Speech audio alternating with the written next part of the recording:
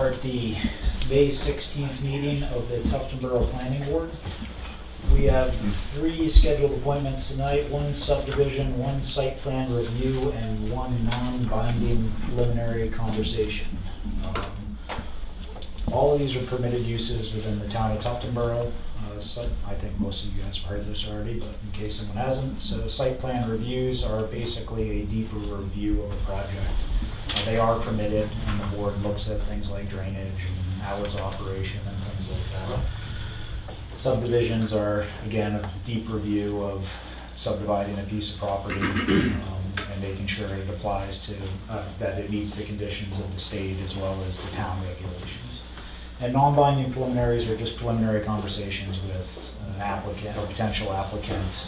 They're in very broad terms. They're not binding anything the board said or anything the applicant says. So we'll see all 3 of those tonight, which is always exciting.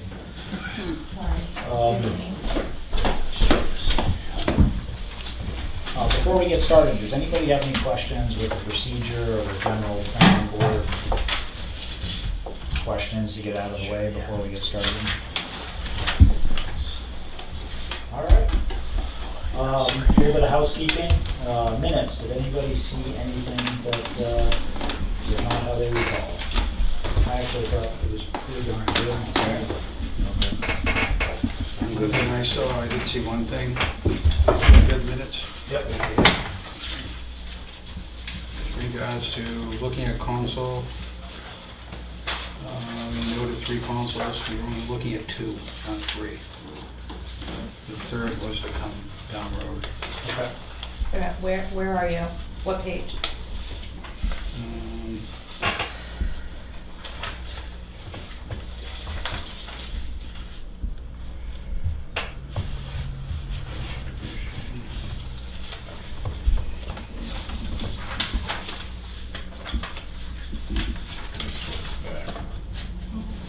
Planning Board Council, where it says up in Hatfield, Attorney at Law, Mitchell Municipal Group, DTC, we were not looking at it this time. We weren't? So it was assigned to look at 2 Okay. firms only.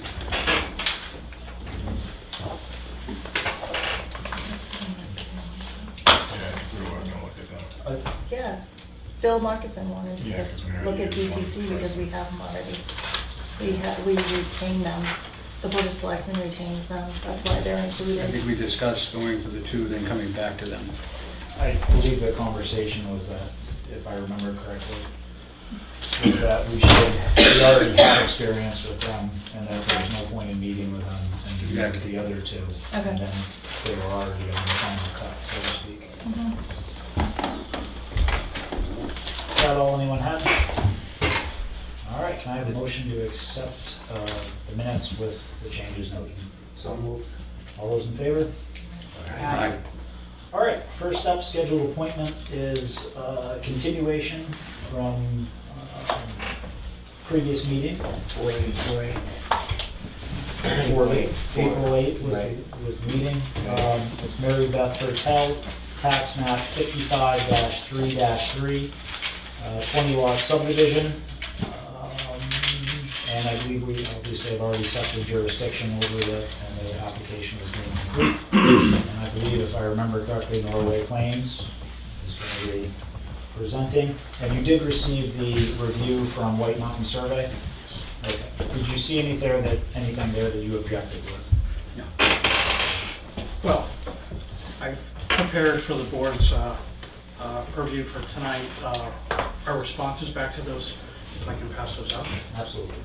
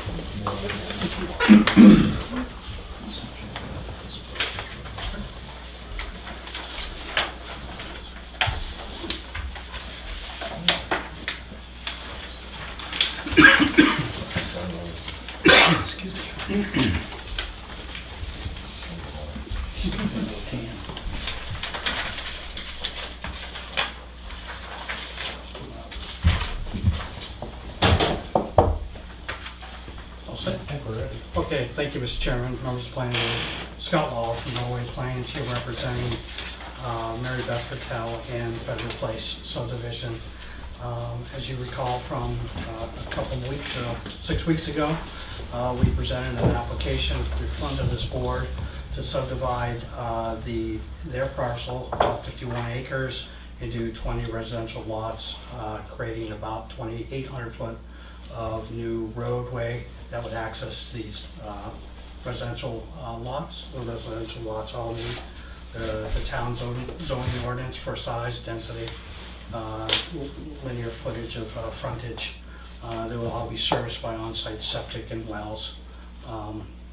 We explained to the board at this meeting how this was essentially a very similar subdivision that was presented to and approved by this board back in 2006 under the Hertels, but a different engineering surveying outfit did it. It was approved in 2009. Again, we're proposing a 20-lot subdivision. It's one lot greater than was previously approved, but what we've done is we've made the road a little bit longer and made the lots a little bit larger on some of them to accommodate that, make them a little more buildable. In our opinion, some of the lots were a little tight, although met the requirements. We wanted to expand a little bit. The other previous approval kind of had a weird shaped lot that kind of went around the perimeter of it, sort of as an open space, although it was technically a building lot. As part of our proposal, we've sort of done away with that, and all the property lines go back to the rear of the perimeter of the original parcel. We explained to the board about the state permitting. This project required 2 state permits, the subdivision from the Department of Environmental Services, which we've been granted, and this project also received approval from the Department of Environmental Service for alteration of terrain.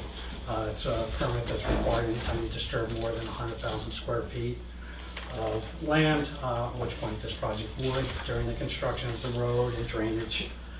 So we've completed a very intensive stormwater management model, design, submitted all the plans, maintenance agreements, everything to the Department of Environmental Services, and that was reviewed.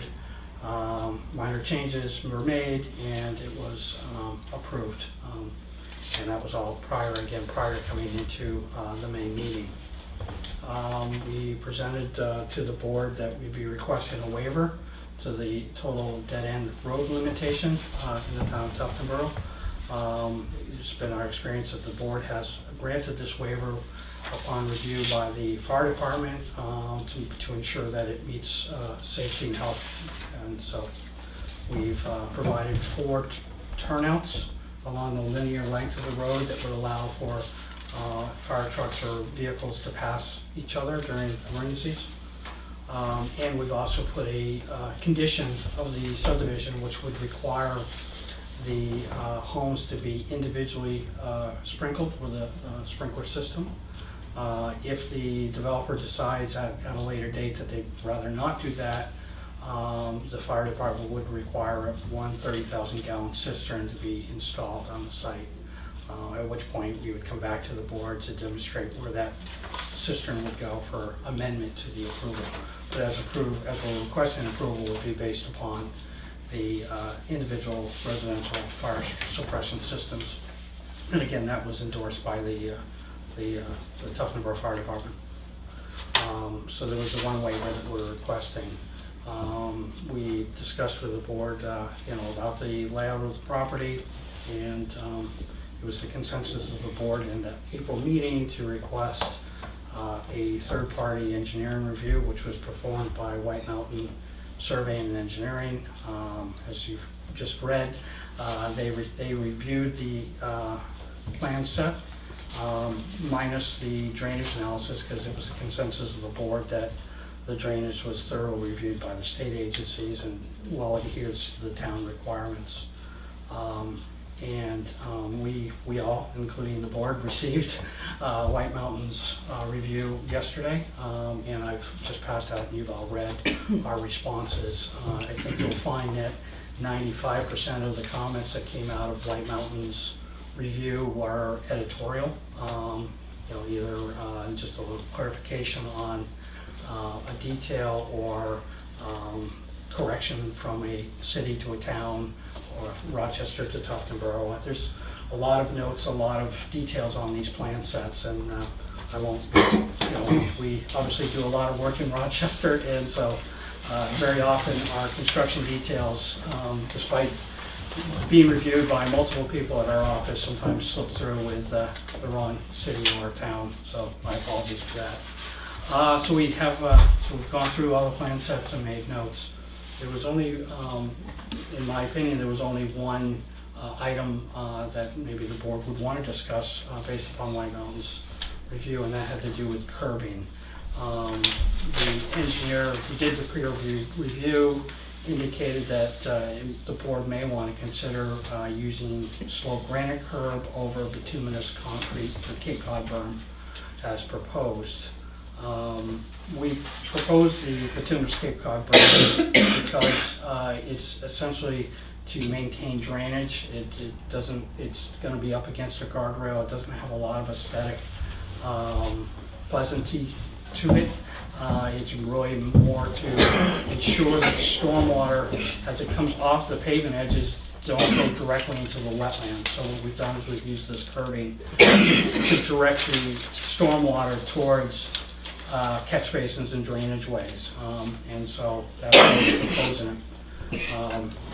Obviously, the Department of Transportation actually approves and designs and installs both kinds of curbing throughout the state. So although I can see Mr. Lucy's suggestion that the board might consider granite, it's been my opinion, and in fact this board has approved other subdivisions that I've been involved with the bituminous Cape Cod berm.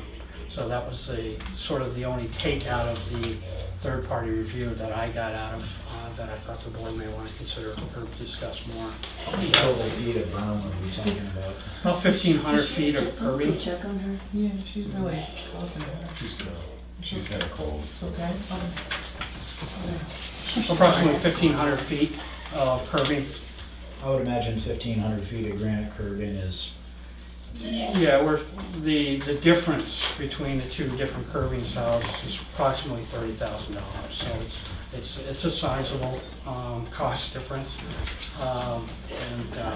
and where a majority, not all of it, majority of it is up against guardrail.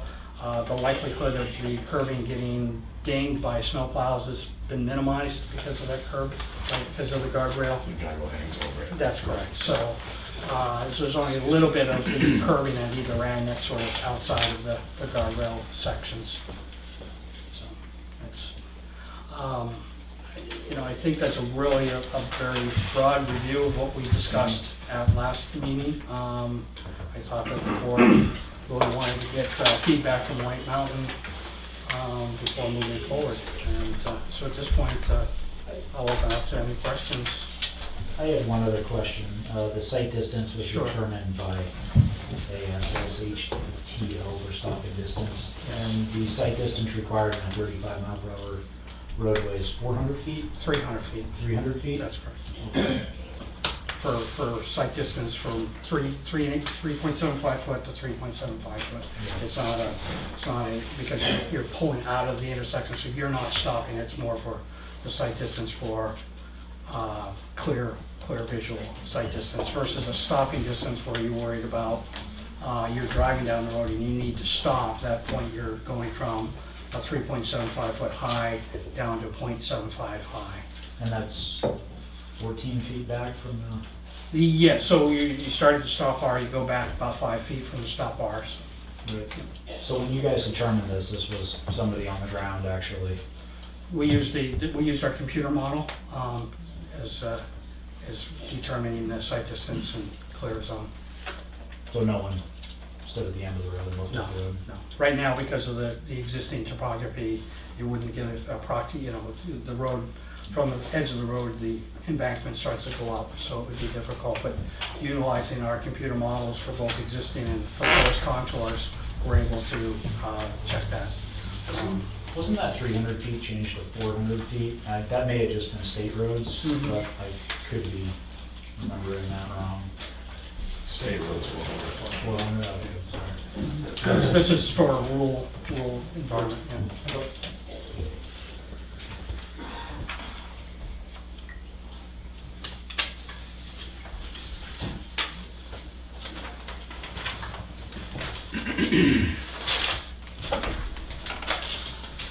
And you had no objection to anything else they had? No. I did not reprint out, I did not reprint out new plans for the planning board. I felt that it was Yeah. mostly editorial. Yeah. We did make all the changes and they are on the plan here if the board wants me to go through them. What do you guys think about curbing? I like the one that's drawn. Which is the big one? I think it's less apt to get destroyed. I think a plow would ruin a grant before we're doing that. This isn't the high curve, this is the low one. It's not the one you see, this is So just, again, this is against the it's just a guardrail. taper. Most of it is What gets ruined is really the plows taking it. taking the guardrail out.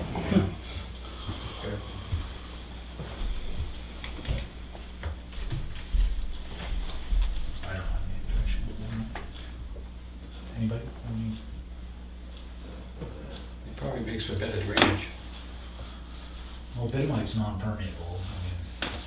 Smooth, I mean, it's drawn out by a machine, it's not individual sections. Right, but here's to the ground, Yes. different, so. They use Bidmite to seal ponds.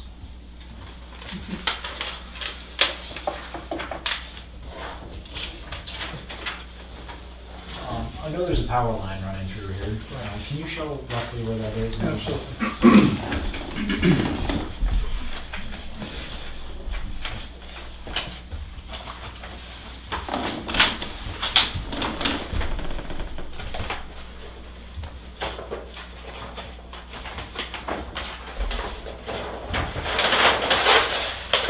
So this is the subdivision, so the power lines run about here, so it's about 4/5 of the way out.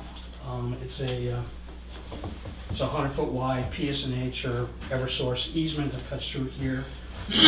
We have received a letter of agreement from the Eversource to allow for the road to go under it. And at the time of any home construction, should they be in that area, they'll have to go through the same process of a letter of agreement with the power company. But we've already received that for the roadway to go through that, their easement. Just a question, what's gonna happen with snowmobile trail? What's gonna happen with it? Yeah. Time to leave it open. We'll leave it open, so is it gonna be in each person's opportunity to? Probably will be. I mean, I haven't really gotten that far with it, but as I far was as just I'm curious. concerned, it'll just keep it open. So, that's a good question, but the snowmobile trails run over the power line easement, and they're granted the right to use that by the property By owner. the property owner. So each individual, so instead of receiving one, they now have to receive 1, 2, 3, 4. Or just a touch of 5 depending on where it goes. Plus a road crossing now. Plus a road crossing. But you've got nothing going in some of those lots, or at least one of them. Correct. Who's gonna buy them? Yeah, most of the buildable areas are on the front, you know, so. So we never, at least I do not remember ever having this. You were medicine? Yeah, sorry. Wasn't expecting that. I can never remember us doing a subdivision where we had a large power line like that running through the middle.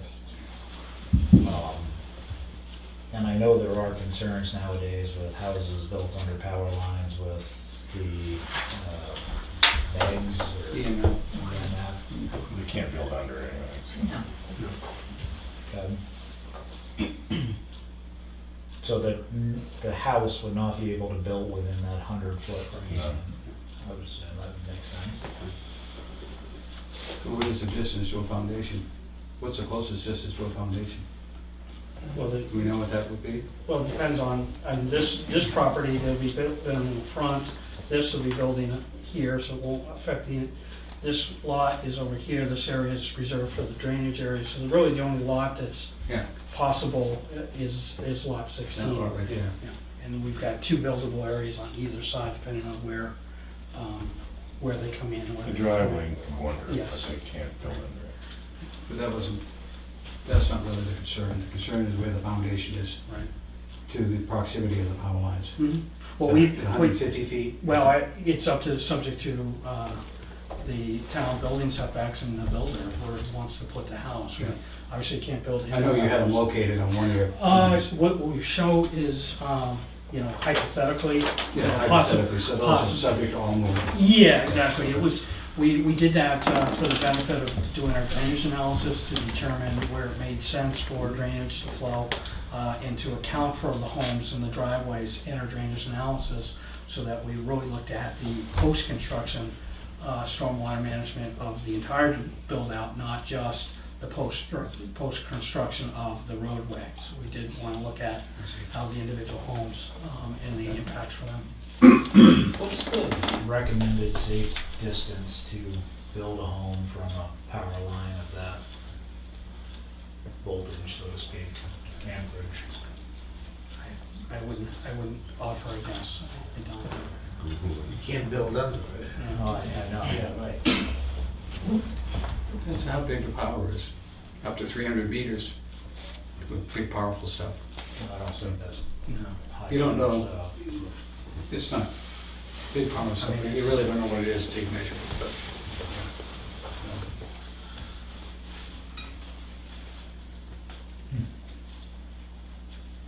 Well, it's not gonna sell first anyway, probably. No, but it's, I mean, part of what we do is health and, Right. yeah. and it's, most people aren't gonna, if you're building a house and you're a regular guy, you're just your girl or whatnot, you're gonna go and say, hey, it's got a power line, great, it's a little bit less money, and may not think about it until 10 years later, something happens.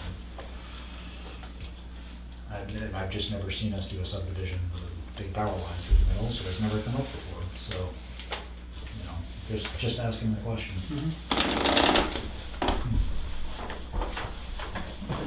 Vacant? Could you just not? I would doubt they would want to do that. Let me ask you. We've never done this, but we've never seen that before. I mean, I assume if you call the power company, they and ask them what you got the voltage running through the thing, so what's the safe recommended distance to build a house? You know.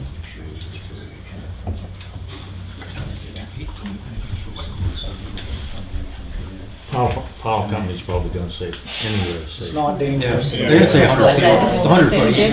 They're not gonna get It's a lawsuit. Well, you know what, it's a question that's coming up when you go to sell it, and if you have the answer ahead of time, and be like, yeah, when you're doing a subdivision, it's all that It's a question. disclosure. It's just here, we found, here's your answer. So you just have a copy of the disclosure, right, put it on the disclosure. But it would be interesting to know what the safe Well, distance is to build. Power company granted, That's in the power.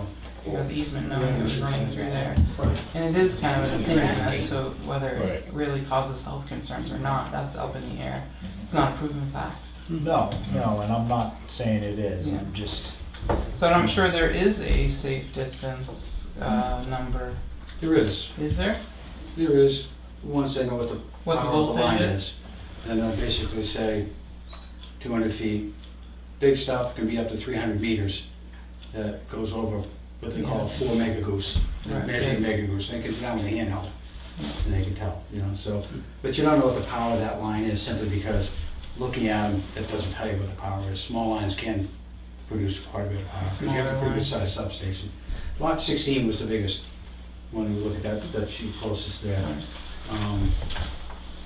And it's complicated, and I said this before, because with today's world, we're on mobile devices, we're on smart meters on your home, we're on wireless. Right. So what's causing it, but they do know that people that live close to the power lines, young children, are 100 times greater to have certain diseases than kids that are not. So it's more about the younger people that are not developed. And that's about as much as I know. Where'd you get that I'm not sure information it's from? proven. Well, you can get it online, but I've had the power company take readings for clients of mine that wanted to know. So it was brought up as a concern, so it's a very hard thing to prove, though. That would be up to the buyer though, correct? Exactly. I mean, the power line's there, don't buy it. Right. That's how you feel. Yeah, so, So,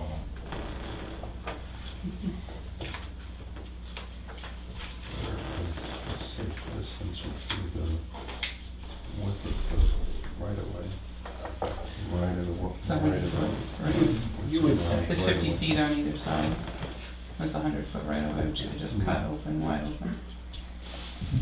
Which is probably larger for high tension wires and service wires, of course. Does anybody else have any questions? All right, well, why don't we go down the checklist and see if we can cross some stuff off and get this. Actually, we never closed the public session, did we? No? Does anybody in the audience have any questions or concerns or? All right. Okay. Jack, you have a plan out right there? yeah. All right, we already have names, owners, applicants, location, of the land, site, together with tax map references, we have checked off. Title, name of project, date, north arrow, and bar scale. Yep. A vicinity scale showing the location of the land site in relation to the surrounding street system and other Yes. pertinent location. Yeah. Sheet size, plans shall be presented on sheets not to exceed 24 by 36. Professional standards, all subdivision plats shall be prepared and stamped by a land surveyor licensed to practice in the state of New Hampshire. Yep. Required exhibits, existing natural features provide information on water courses, water bodies, tree lines, vegetative cover, graphical features. Yep. Existing contours at intervals not exceeding 5 feet, spot elevations provided with grade is less than 5%. These are 2 foot, so yeah. Okay. Surveyed exterior property lines showing their bearings, distance in feet and decimals of a foot, and showing the monument locations. The area of the site in square feet or acres shall also be shown. Yep. Right-of-way limits and traveled way of all existing streets, driveway points of access to town roads and state highways. Yep. The location, elevation, and layout of existing catch basins and other drainage, surface drainage features. Yep. The location and size of all utilities serving land or site, including but not limited to wells, sewage disposal systems, and utility right-of-ways.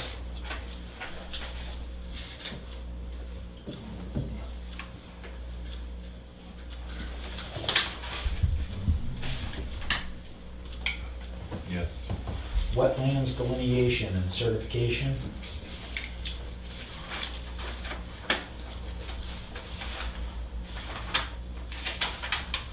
Yep.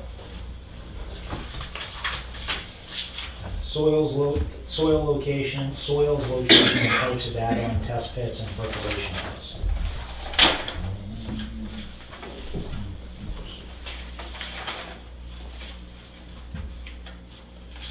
Towards the front, yeah. Right there. Yep. Existing structures within 50 feet of a new lot to be created, or lots to be created, or a new boundary to be created. Yes. All easements and restrictions of record. What's the easement, just a power line? Yes. Yes. All other features which would fully explain the concept of the proposal, existing conditions, and future development of the land. Yep. All variances, special exceptions, and equitable waivers, which we actually need to talk about the waiver that was requested before we can check that one off, so why don't we do that? Can you read the waiver request one more time? So it's fresh in everyone's mind, including me.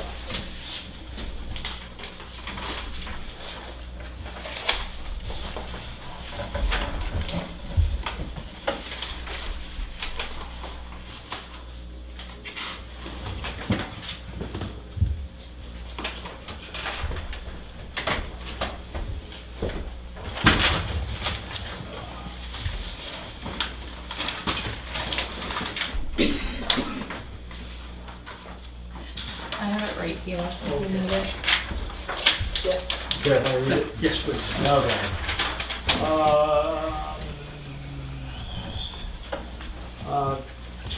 A waiver request is being sought to the maximum overall roadway of 3,000 feet to a cul-de-sac, which is greater than the allowed 800 feet. And the previous approval allowed for the previous subdivision. The board granted a similar waiver to the overall length of the roadway with the support from the town of Tuftonboro Fire Department. We have a letter to that effect. Then the sign off. The fire department supported the waiver since the roadway design provided a fire truck pull-off approximately midway down the new road. The subdivision plan has a note, see general site plan note 12 on sheet S-1 stating all house shall be constructed with individual residential fire suppression system that need the approval of the town of Tuftonboro Fire Department as part of the building permit process. Plans have been reviewed with the fire chief and it is our understanding that they will support the waiver request. We look forward to discussing the project. And there was also a part about it, they did not want that, they would have a 30,000 gallon cistern. I think the fire, in my opinion, the fire department is the authority, the cul-de-sac depth exists at their request or as part of their requirement, and if they feel the obligation has been met by sprinklers, we're going to award a 30,000 cistern, who will be to think otherwise. But, what's everybody think? Yeah, we've done Sounds it reasonable. before. That's fine. Done it before, so. The fire department had liked it, so. Can I have a motion to accept the waiver as requested, with the exception that the waiver request doesn't mention the cistern? So moved. And a second? Second. All those in favor? Aye. Right. All right, subdivision data, location and width of all proposed streets, easements, alleys, and other public ways and proposed street right-of-ways and building setback lines.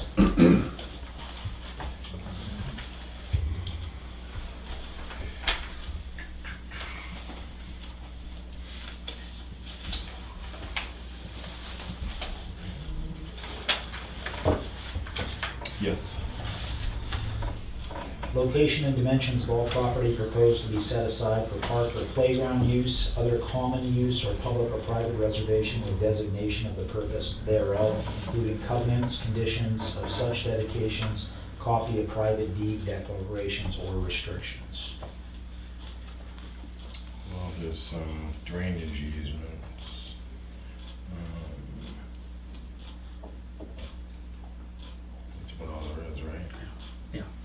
drainage easements.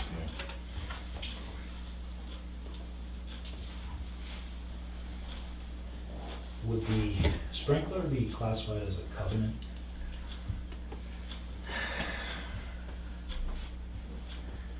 Yeah, but I think they should be included on the deed. So obviously you're not gonna draw a deed up until you go to sell property, but I think it should be included in the deed, not just a covenant, because covenant, stuff on a deed can.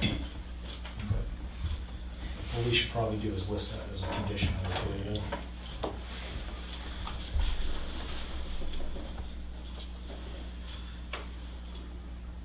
You can ask Roger which way it should be done, but I know, yeah, covenants through associations can be changed. So, We could do the condition sprinkler or cistern as requested by the fire department to be represented by the best means the town council would come up with something like It's gonna be an association in there, right? that. So the association documents, it So should. that can be changed. yeah. So Okay. when we get to that, we'll figure something. You know what we're trying to do. Location and dimensions of all property proposed to be set aside. Sufficient data to be able to reproduce subdivision lines upon the ground. Oh, the Variance and distances. Yeah. Yeah, they're on this one. Location of all monuments. Yes. The monuments have not been set yet? No. That's gonna be a condition, right? Documentation of monuments. Right.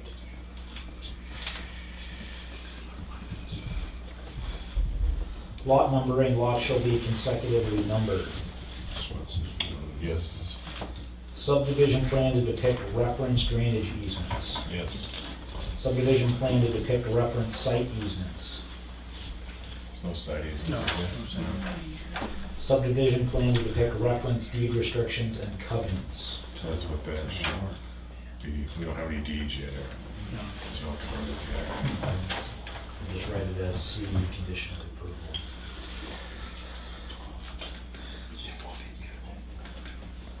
So, signature block, Yeah, I saw it somewhere. It's on the front page. okay. Gotcha. Topography with contour interval of 2 feet under construction guide. Necessary state and local permits, which would be AOT, Yeah. Front page. yep, DES subdivision, Subdivision. DOT. That's it. driveway permit, It's not needed yet. okay, that would be a condition though. That'll be a condition, correct? With an original driveway permit to access Fennel Corner Road, and then after if it becomes a town road, then individual lots require one. If it's not a town road, they don't.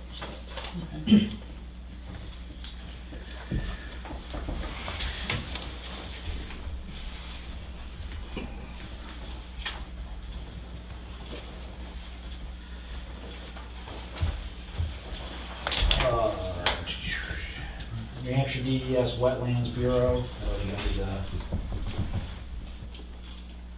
we already completed the wetlands crossing. That's correct. Yeah. New Hampshire DES site specific. That's now referred to as alteration. Alteration. Yeah, let's see, all right. Fire department, we have a letter. Road agent is gonna be a condition of approval with the driveway permit.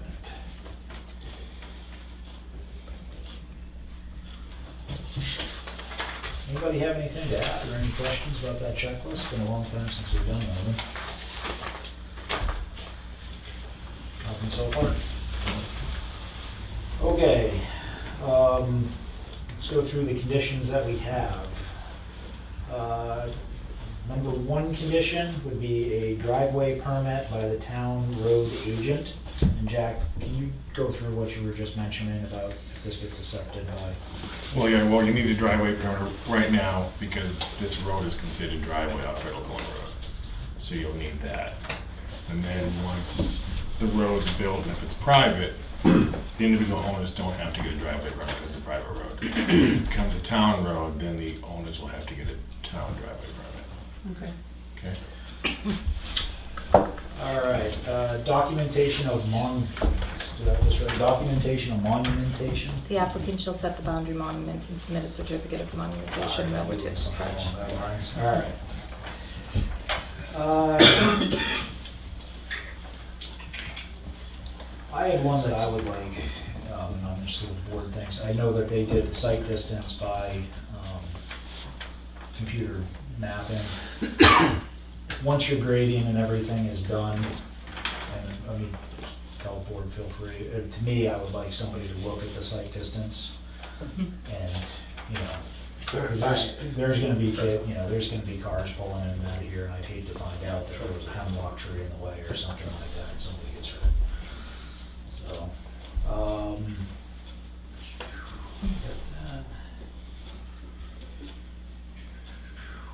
we're gonna need Mylars reflecting the changes.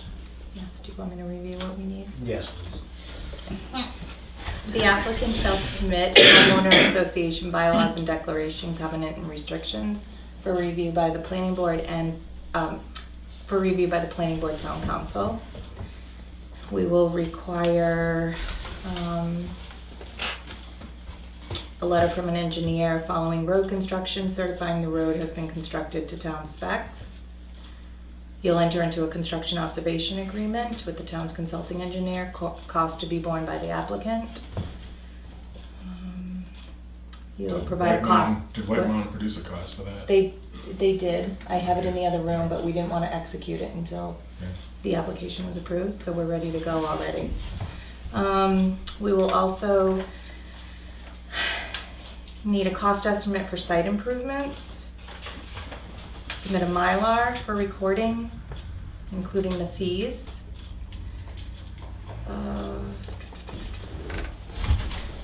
Performance guarantee for site improvements will be required. And I believe the last one is, well, just a recap of physical review and confirmation of site distance. And then the approval is subject to all state permits and New Hampshire DOT driveway permit, which will include AOT subdivision. They don't need a driveway permit. Oh, well, I thought it was if they needed it, potentially. Yeah, they don't need, it's not a town road, it's not a state road. So. Oh, I mean town of Tufton Borough Yeah. driveway permit, not Yeah. New Hampshire DOT, town of Tufton Borough. And then the other would be deed to reflect requirement of sprinklers or a 30,000 gallon cistern for development. Needs to reflect. Can you repeat that again? Sorry. Deeds to reflect requirement for home sprinklers or 30,000 gallon cistern within the development. I Okay. have a question, is your proposal to do the whole road? Yes, You're not gonna do it in phases, you're gonna do the whole thing? They, we plan them. yeah, they'll construct it in phases, but complete it all before starting any lot construction. Okay.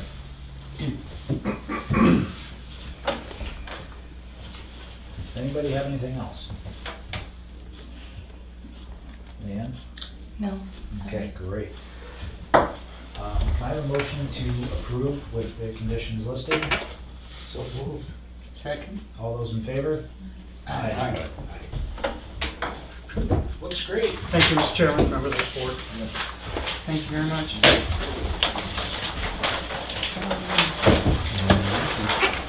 Sorry for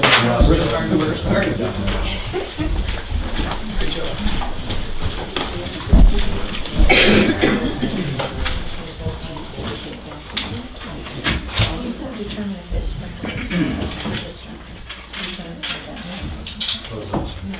that? Who's gonna determine if there's sprinklers? Well, they'll have to have a sprinkler plan with their application.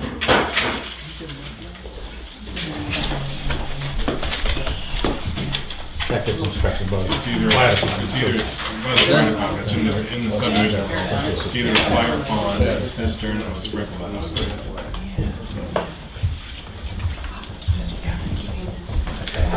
is-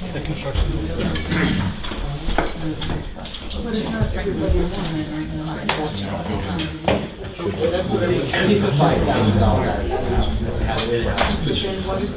I mean, we have one for way more. Right, because the fire department has water on site. Pre-construction. There's no water, there's no fire hydrant.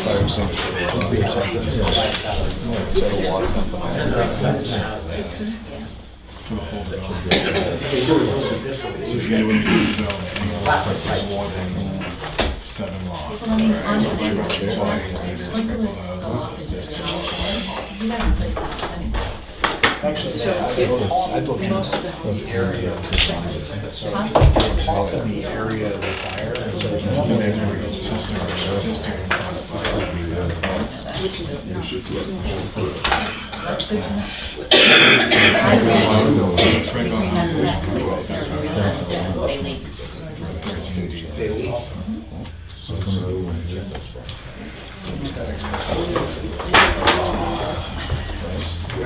We should make one. I have another question. I should have asked. So what kind of houses are they gonna, what are the covenants gonna be?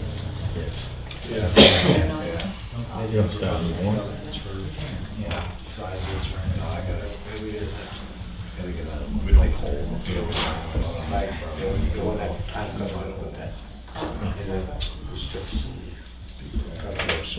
Alright, so next up, we have the Michael and Lisa Carlton Trust, tax map 32-2-5, site plan review, excavation operation, formal submission and public hearing.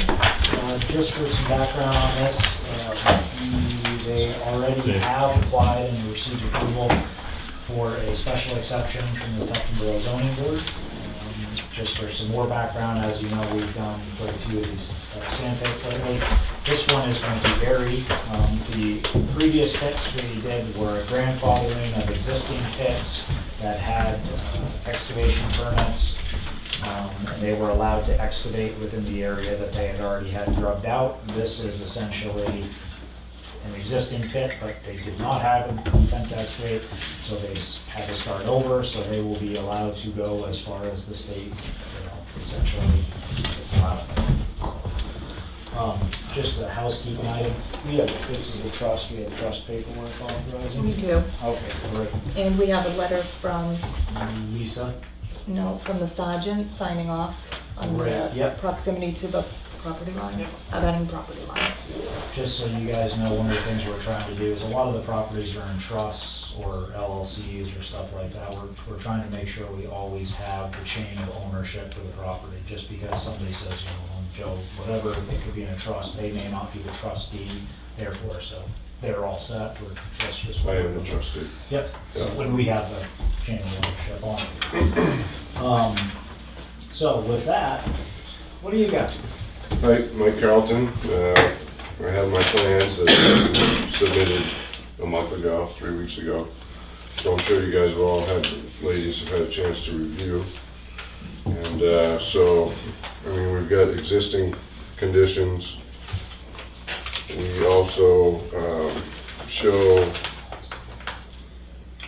contours and, an excavation plan for what we propose to remove from material, as well as reclamation. We have an application into AOT right now. They have about 2 more weeks with that, so we should hear from them pretty quick. We have here the application to the AOT, which you all have that, copy of that.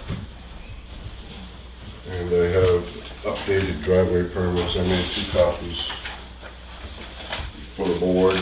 And I also have 2 copies of the contract I have with Clean Harbors for any spills. And Brian was the engineer for the project, and he is here with me tonight to back me up, If you need it. if I need it. Brian, just because you showed up and he's already paid you to be here, can you Yeah. walk, which is probably a lot. Can you just walk us through what you got there? Sure. I don't have an easel, but I'll use this chair. So what we have here is physically a pre-existing gravel pit, but it did lose its dignity of grandfathering for some forgotten paperwork in the past. So they're trying to reopen it. It's currently like a big bowl right now, and we're gonna make a larger hole. It's not gonna go any lower. And the reason I call it a bowl is to point out the fact that all runoff and stormwater is going to run to the center of the pit and percolate and evaporate. There are no exit structures or detention ponds or anything like that. This is just gonna end up being one giant percolation basin when it rains. You have a 50-foot setback from the roads, which is state law, and that's shown here in the dark black. 10 feet from 10 feet from agreeable butters, which is here, and the sergeants who are in the audience, properties is right above there. I think it's Mary Jo, right? Mary Jane, sorry. She lives right here. Yet there's an interceding 2.2 acre lot between the excavation and her home. The site was looked at by Peter Cooperdock, who found no wetlands within 50 feet of the site. I will point out there are some wetlands back here. It's also next to the town dump, if you will, which is just over here. And there's another gravel pit by Fred Sargent here, and this is already a gravel pit. So it's surrounded by gravel pits, and it is a gravel pit, just trying to get reopened. We are requesting waivers. It was, we went with 2 foot. Here it is. Yep. Or 5 foot. Because this is 5-foot contour interval rather than 2 foot. The reason being is it's quite a deep hole already. You can see how close together those lines are being 5 foot. It'd be 2.5 times denser if you insisted on a 2 foot topo, and in my opinion, making a nearly unreadable plan. We're also asking that you waive parking and loading areas because there is no fixed location of everything. You know, an operator would come in, he'd certainly park on some flat ground, and this is all flat in here. It's all level up here to define exact parking locations for such a fluid landscape that this is. Doesn't seem to make a lot of sense to me. And we're not really asking a waiver or explaining that there is no storm drainage plan by a professional engineer or report because it's all going to flow into itself and discharge from the site by passive means. I talked with the engineer, being North Point engineer, earlier today, and the AOT is certainly submitted. It has a file number, and they're estimating 2 weeks to 4 weeks for approval for that. And that's about it. It did receive its special exception, and right now it's a site plan review to make a bigger gravel pit. So Jack and I were walking Mary Jane's, so we got a pretty good view of it. Bird's eye view. Bird's eye view, so we had to walk the berm in between, and it is exactly as you described. It is a giant hole. The lower portion, on the downhill side, Right here? yep, Towards the end. towards the Oh, here, end. yeah. Yep. That continues downhill, existing today. Existing today, it slopes down. From this instead- berm Yep. here, yes, it slopes down Okay. into those wetlands. No, I mean, it slopes, the disturbed area slopes down, existing today, down into the pit. In Yes. other words, there's no need to build a berm or ditching to prevent water No. from going into that way. There is a little repair they could make right there. The berm was breached, Okay. but dump truck load to fix that, or a couple of loader loads. And you do not intend to go any deeper than it currently is? No. I can show you profiles of what the ground will look like when it's done. It's a 2-to-1 slope, which is the natural repose of the soil. It will have benches. Every 20 vertical feet, there is a 5-foot bench shown here and here. And that is the current and proposed floor. So the floor of this pit is gonna be pretty similar to the floor of Mary Jane's pit as Yes. far as elevation. Yes. And I assume the end product when you do reclamation on both pits is to make that I believe Mary Jane's gonna be about 45 feet higher. 40 feet higher. Yep. And we should get it on record too, that Mike intends to maybe fill this giant hole over a lifetime perhaps with stumps Or and, 3. yeah, or 3, or boulders. You know, it's gonna be a long project. My next question was, you guys, you intend to do normal pit-like activities, stumps, mulch, you know, the normal things that go on. Sell sand and Sand, rocks. buy stumps. Yep. Not buy, but. That's it. So we don't, I don't plan on storing any, you know, selling bark mulch, landscape supplies or anything like that. It's a pit, you know, Normal pit activity. yeah, we're gonna take that. And if I remember right. They're gonna have an agreement between you to take the 10 feet out. That agreement's been made. Yep. We already Yeah. signed that. Yeah. Signed by all parties. Those Yeah. are- Those were included with the application. Yes, they were. And So it's the perfect location for a pit, because for the simple reason it's already a pit. It's not a nice pristine forest or anything like that. No, this was all about paperwork. Right, exactly. What Rich and I had talked about was, I think I'm on the right side here, is once we brought that ridge down to their level, their floor level now, which is the low level of their Right. pit, that would be the low of theirs, so that would be the top of ours. And then we would put a berm there, so that people aren't driving from one property onto the other, basically. It's just more of a safety thing, just to, you know, a line. I would take it one step further, and if it were up to me, I would recommend that the town in the future considers, when you get to the reclamation phase, that giant berm over by the road where the town dump road is. Mm-hmm. I would take that down to road level too, and just work it out in the future, and just put a recommendation by the planning board. When you see it, it makes sense. Right. When you got this, and then you got this, and then you got this, and it's kind of like, you know, just, It's a nice natural barrier. Some people wanna see it, some people don't, so. Mm. Right. And a goodly amount of that material is town material. It's, Right. well, that's what I mean. I think, Right. I wouldn't be against recommending it for consideration in the future, you know, Mhm. if they're looking back at the approval, saying, hey, this might be something worth looking at. Obviously, we can't speak for what the town's gonna do with, right. you know, dirt, but. What's the slope on the town side now, approximately? 3-to-1, 2.5-to-1. Okay.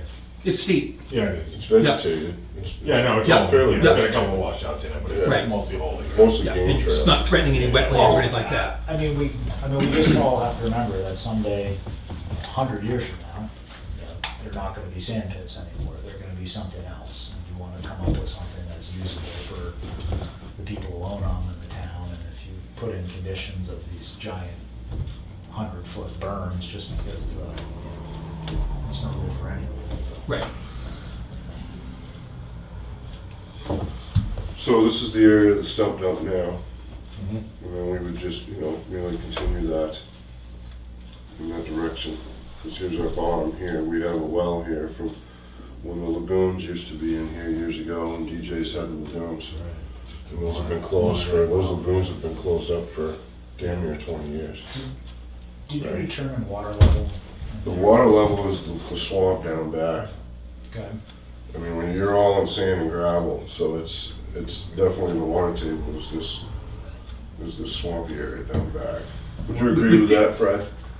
The water table is the swamp down back. Yeah. Yeah. Well, part of what you'll need is you'll get, we'll need an engineer or a wetland scientist engineer to determine what the high groundwater table is. We're stating it's the It's on level there. of the swamp. As long Yeah, as it's you got on a there. stamp that Right. says it is, that's great. Okay, yeah. And that's also, if you're gonna use it for stumps, the Mhm. state requirement is 5 feet above water table, so Mhm. that's also Yeah. covering you in the Yeah. future for that. I'm estimating about 30 feet down is the water I table. don't doubt it, but, Yeah. you know, it's all about the paperwork. Right. And if I remember right, this had an existing gate on it. Mhm. Yeah, there's a gate right over. Yeah. Yeah, it's right in the It's corner. cable, yeah, over here somewhere. It There's comes the out at an sign. angle. It's Yeah. right at. I know it's short, just such a busy plan, okay. Ambrose had like a metal sign out there on the tree They that did, fell yeah. down. Mhm. It was like an old door off the truck, I think. There is a sign when you go through the cable, there's a very official type sign that gives you pit rules, Right. you know, stay in your vehicle, you know, blah, blah, blah, all that good stuff. There's probably 5 or 6 rules on there, which all apply to OSHA and MSHA. You know, I think at one time they came in there and gave Ambrose some flack. He said, you need to put some signage up and make this more official. The trailer, is it staying, going? That'll be going. Well, this is really what this property should be used for. is Yes, exactly. It's, what it is. Well, until we have the AOT, we can't give you conditional approval because it could change based on what the AOT comes back as. You know, okay. they make some recommendations. I personally don't see any problems here, but once we have that, we'll be able to go through this. So Unless- you're suggesting a continuance? We're gonna have to because we don't have the AOT and without knowing the states. Well, let me ask the board what they Right. want to do, but, you know, without the state's reaction to the AOT, you know, there could be some changes that might have some impact on this. Mhm. I don't personally see any problem whatsoever, but we have to get that back. Okay. Does the board agree with that, or does the board feel strongly that we should do an approval conditional on an AOT? It's just that if we get information back, it would, you know, that would made requirement of some sort of change to our approval, it would be too late at that point. I would just go for the continuance. Yeah, I agree with what you're saying in respect that let's button it up once and for all when it's all done. Right, I mean, it's not gonna hold you guys up anything, because you can't do anything until you have an AOT anyway. And I think at that point, you would be, unless there was some crazy need for the, you know, the AOT brought substantial changes, you wouldn't need Brian or anything there. One thing we've learned from some of the survey companies when we review them is that an AOT is pretty darn thorough on the state side. There's really not a lot of need. Kind of what I'm thinking. Either they give you the permit or they don't. So, Right, so. I mean, a conditional approval tonight based on that permit would be Well, pretty it's- sweet for what I've been through Yeah. with this whole deal. The problem is that if they come back and come back with a substantial change, then we can't make any changes because we have conditional approval. You know, we've already done our part. So, it's not gonna hold you up any because you can't do anything if they have an AOT anyway. Unless the board feels strongly. Yeah, I say the continuance. That was when we just did the market years ago. When young children, Did you want to add something, Fred? No. Can I, doesn't sound like anything is objection, continue to a date certain, a date of, what would it be? I would recommend June 6th. If the AOT permit has not come in, Brian can just, or Mike can just submit an email saying, let's continue to the 20th, as long as we have it in writing. So And then June we can 6th? If we get it by the 6th, Right. be all set. Should you at least accept the application as complete this evening? Yes. I absolutely agree, and thank Okay. you for. And the public hearing needs to be Yeah, opened. let's do the housekeeping, my fault, that was astray. The application is complete, we determined the application is complete, and I have a motion to accept jurisdiction over the application. So moved. Second. All those in favor? Aye. All right, we're gonna open the public session and see if anybody has any questions or concerns. I had a couple questions. Oh, absolutely. What were the hours of operation going to be?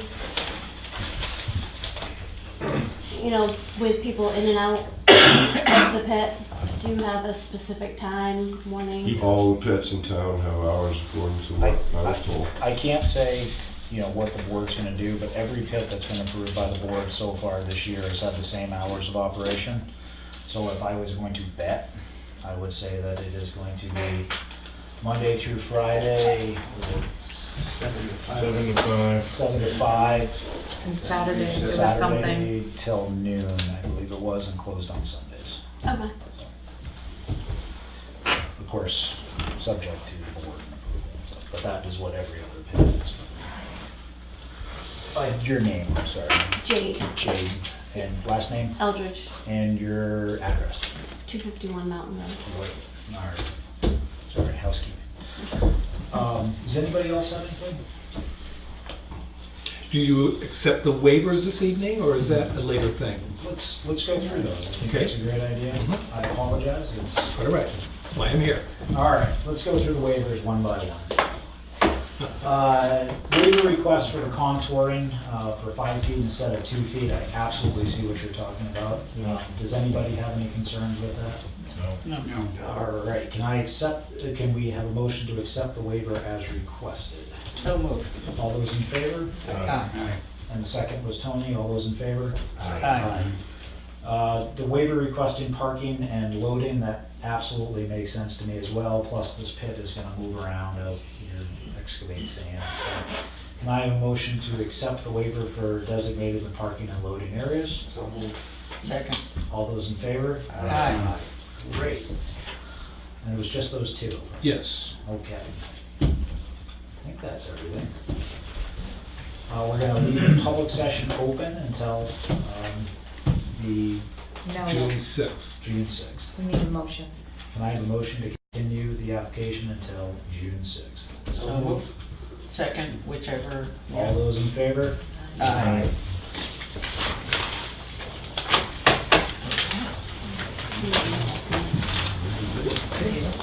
Good luck with that. Let's live free or die. He said they would open the meeting and don't. Thanks, Dad. Thank you very much. Good to see you. Thank you for showing up. Oh, yeah. See you on the 6th. Steve, it was good to see you too. Oh, I didn't even know you were here, Mike. Hey, Chuck Reese. Fred. Feel I better. don't know. Take care, Mary Jane. How you doing, Jerry? See you later. Good night, Fred. Okay, so next we have so next up, we have a non-binding preliminary from the Meredith Pierce Revocable Trust. Just as an update, what we found, we were researching something and we discovered that when you have somebody who's requesting a non-binding preliminary, that the talk has to be in vague terms, meaning that there can be no plans, there can be no paper on the table or anything like that. It is just in concept. If you go anything beyond that, then abutters have to be notified of the conversation with the planning board. So we discovered that. We have actually, I think, on a number of occasions been out of compliance on that. Not intentionally, but simply because we didn't know, but we didn't know, so we will continue forth as required. We have trust paperwork. This is a non-binding preliminary, so I don't really know if that's, yeah. Do you have paperwork showing that you're the trustee of the Meredith Pierce Revocable Trust? Well, originally the J. Pierce purchased the property, J. Pierce Trust, and I was a trustee on that. And we've been working, or my mom's been working on getting her estate settled up. I've got a deed here that lists me as 50% owner of the property. So I'm not a trustee. The reason you're thinking that the trustee's the only operative person is because Jackie Rollins just taxes the first name. But on our tax records, it lists both of us, both Meredith Pierce and myself. So you have a copy of the deed? Yeah. It's right there in our file. Yeah, this is a different one. The reason I gave you the first one for the J. Pierce Trust, excuse me, that's what we want to end up having. So what we want to do is eliminate the boundary line adjustment with Ron Hooper, give him back his 2 acres of land, reestablish the original boundary lines, and we've got an agreement for purchase by the Lakes Region Conservation Trust. And I just want to clean that particular boundary line up. Ron's in favor of it. He gets land back that I didn't pay him for. And it just makes the deal cleaner. So you just want to undo an old boundary line adjustment? Right, we came through the planning board to get the boundary line adjustment, so that's why I'm here tonight. And also, we had a subdivision preliminary approval. I don't know if we need to do anything. How long ago was it? We don't, it's lapsed. 2006. It's lapsed. To guide on the vine. Yeah, well, we can have a long chat about that. But if there's anything that you feel the planning board needs to do just to codify the fact that that doesn't exist, You had that's, conditions of approval on the subdivision. yeah. Were the conditions met and were the plans signed off on by the planning board chair? The plans were signed. We didn't register the The plans. conditions weren't met. I don't The think. conditions were not met. They weren't met, so Right. the plans wouldn't be signed if the conditions weren't Okay. met. So So as long as that happened, then it died on the vine. So it never happened, essentially. It lapsed. Okay. So I don't worry about that, I'm just worrying about the boundary line adjustment. Undoing that. So you should be allowed to do a revocation of a boundary line adjustment under 676-4 subsection A. And we copied it. Was it, may I ask a question? Yep. Was the lot not recorded? Yeah, The boundary line adjustment? Right. yes. Well, if you did a boundary line adjustment, the boundary line would be recorded. Right. It was recorded, you'll see it on the tax map. I'm not sure if you can do that. That's what I'm questioning.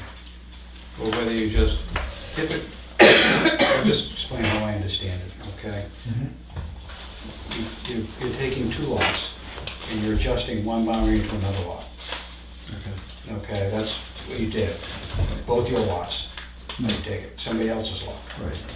Okay. And I take it that lot was conforming at the time you moved more property into it, or was it non-conforming?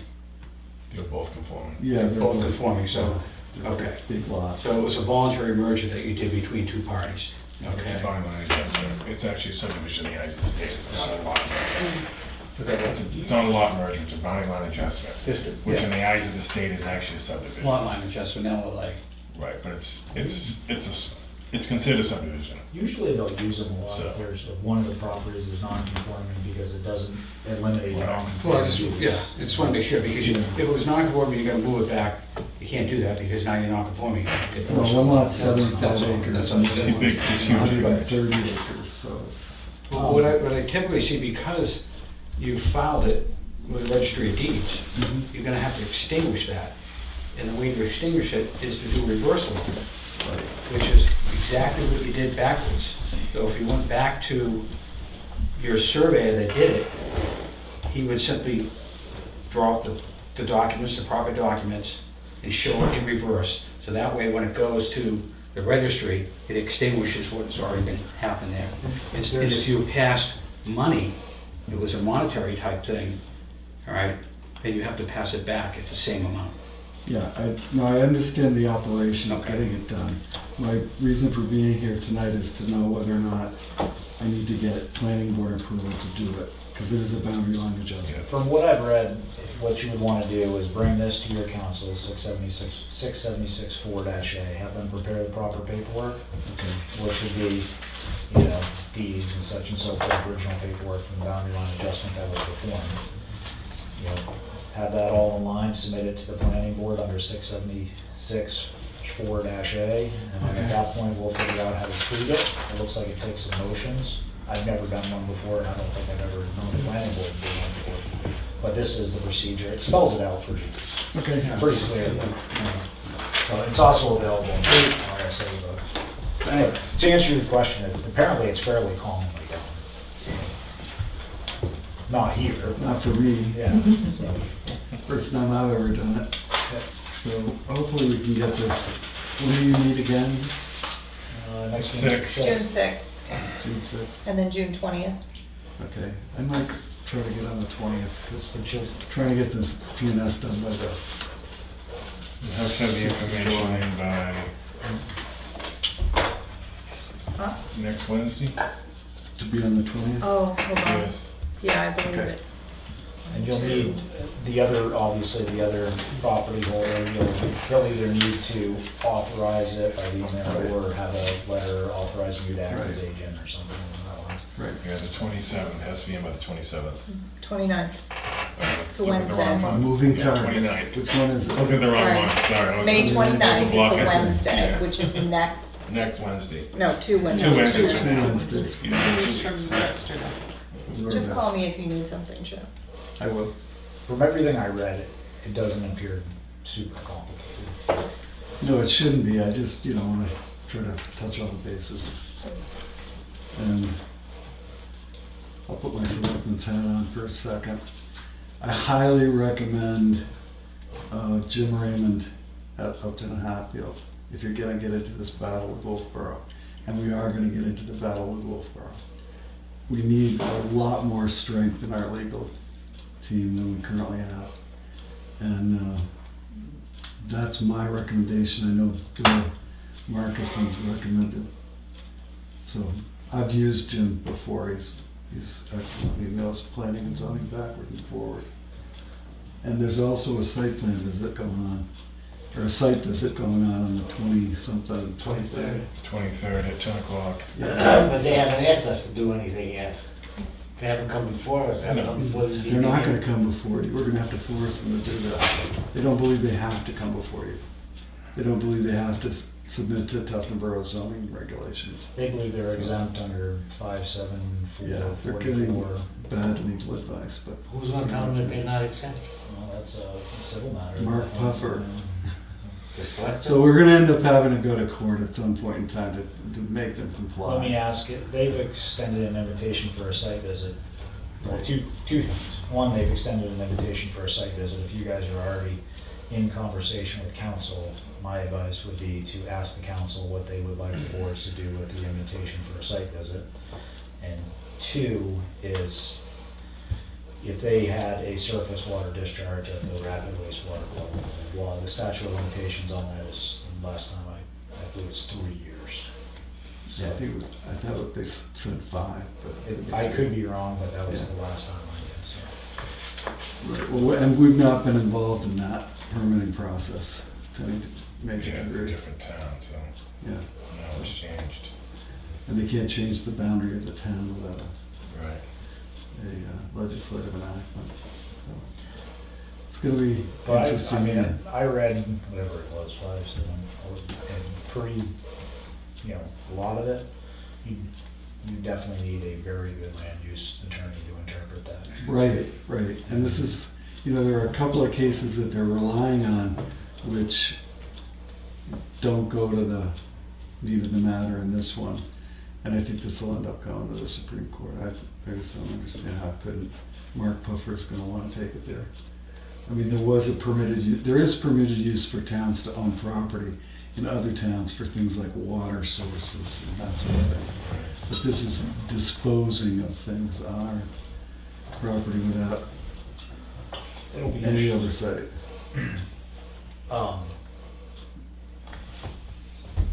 Just out of curiosity, I mean, these suits are hundreds and hundreds of thousands of dollars, I mean, easily. Yeah. Has anyone, I mean, we know Wolfboro has to dispose of wastewater and such and so forth, but before everyone spends hundreds of thousands of dollars, them and us, and potentially loses or wins and saves millions of dollars, has anyone asked the question of why don't they just post a surety of failure to the town? Yeah, no, we've gone through that process up to a certain degree. In other words, insured. And got stonewalled. I mean, ideally what would happen would be they'd come to you for a plan. Actually, they have to go to the ZBA for a variance. Right. And then there'd be a surety bond posted. Currently, we're gonna pay the surety bond. We're budgeting $45,000 a year to test 19 Mile Brook. Right. But if something bad happens, who's cleaning it up? if we don't have that information, we don't have any grounds. We don't know it's dirty, correct? No, I agree, Yeah. you have to have testing in order. But for they damages, didn't but- even want to go as far as participating in the water testing of 19 Mile Brook. Well, of course not, because. So, Yeah, right. well, I mean, Dave Ford plays good neighbor all the time, but when asked to participate, said no, and the selectmen said no. So if you're a good neighbor, you participate in protecting the brook that you're probably going to pollute. So Wolfboro has been unwilling to post a surety Yeah, no, for, they're not gonna do you it. know, insuring their project in case there's Yeah. a massive. And the last one failed, so, you know, maybe this one will live forever, but there's just as good a chance that this one will fail. So, Why didn't we approve the boundary line adjustment? We didn't. They bought a piece of property. You Yeah, can't, they bought it. someone subdivided the property. You they can't deny haven't, it. they didn't do a boundary line adjustment. They bought a piece of property. They Yeah. bought, what you approved was the subdivision of that piece of property Correct. from the original Okay. landowner, Okay, so. And that's not against. I have no idea what your deliberations were on that, but they bought that piece You know, of you property. can't deny someone a subdivision if it meets all the criteria, so. So, Well, to it think would about. be interesting, but the only thing I'll say is that lawsuits are always very expensive, and usually the only people who win are the attorneys. So, I would. well, I don't know any other way to resolve it I at this would- point in time. I so. would exhaust all reasonable means before I Yeah. do that. All right, well, thanks for your time. Thank you. Thanks. If they have any questions under that RSA. Okay, thanks. Have a good night. You too. Okay.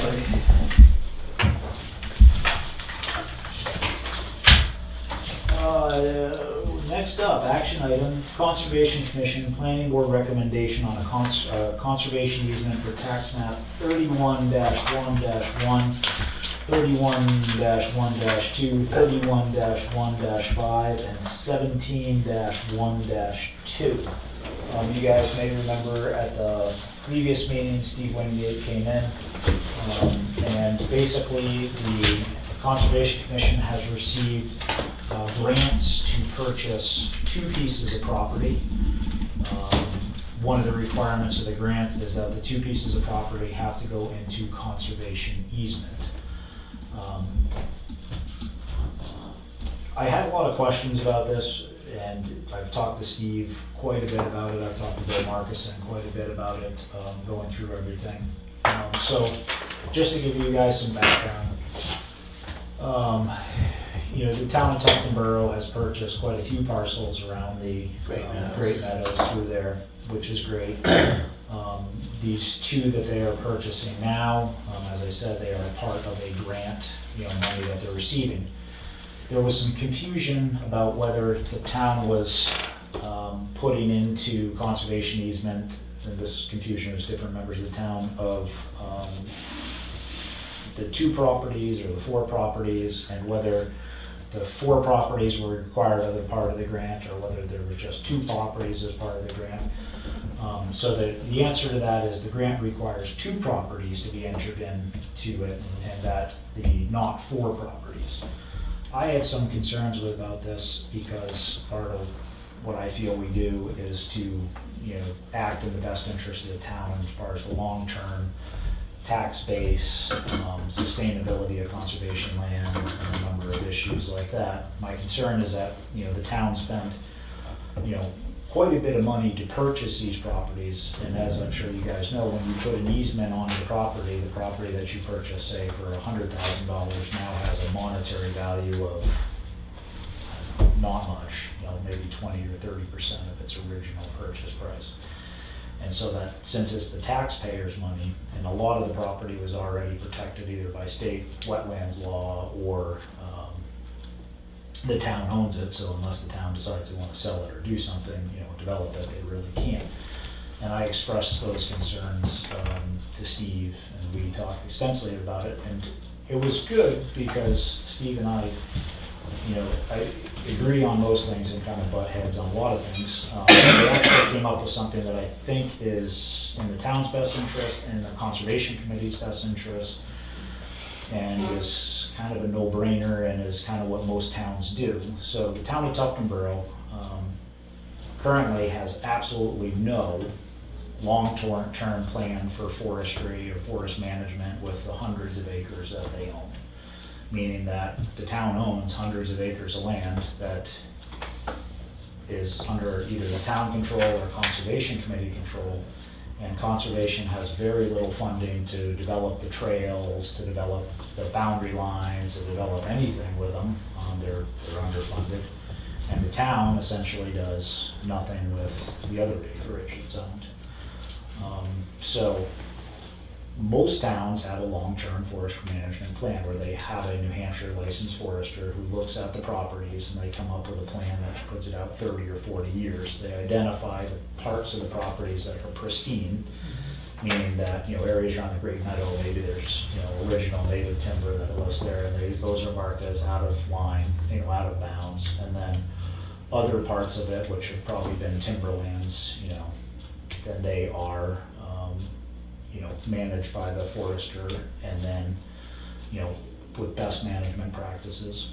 And they're actually, in a lot of towns, used as examples for other property owners in the area of how forestry management techniques can make a forest better, how it can be produced more by using modern methods, whether that's some of the European models of logging and such and so forth. And what we see around town, when you drive around, is you can see a lot of examples of overcutting and stuff like that as you drive. And if it's done right, a forest can actually yield more while looking better and not being cut that hard.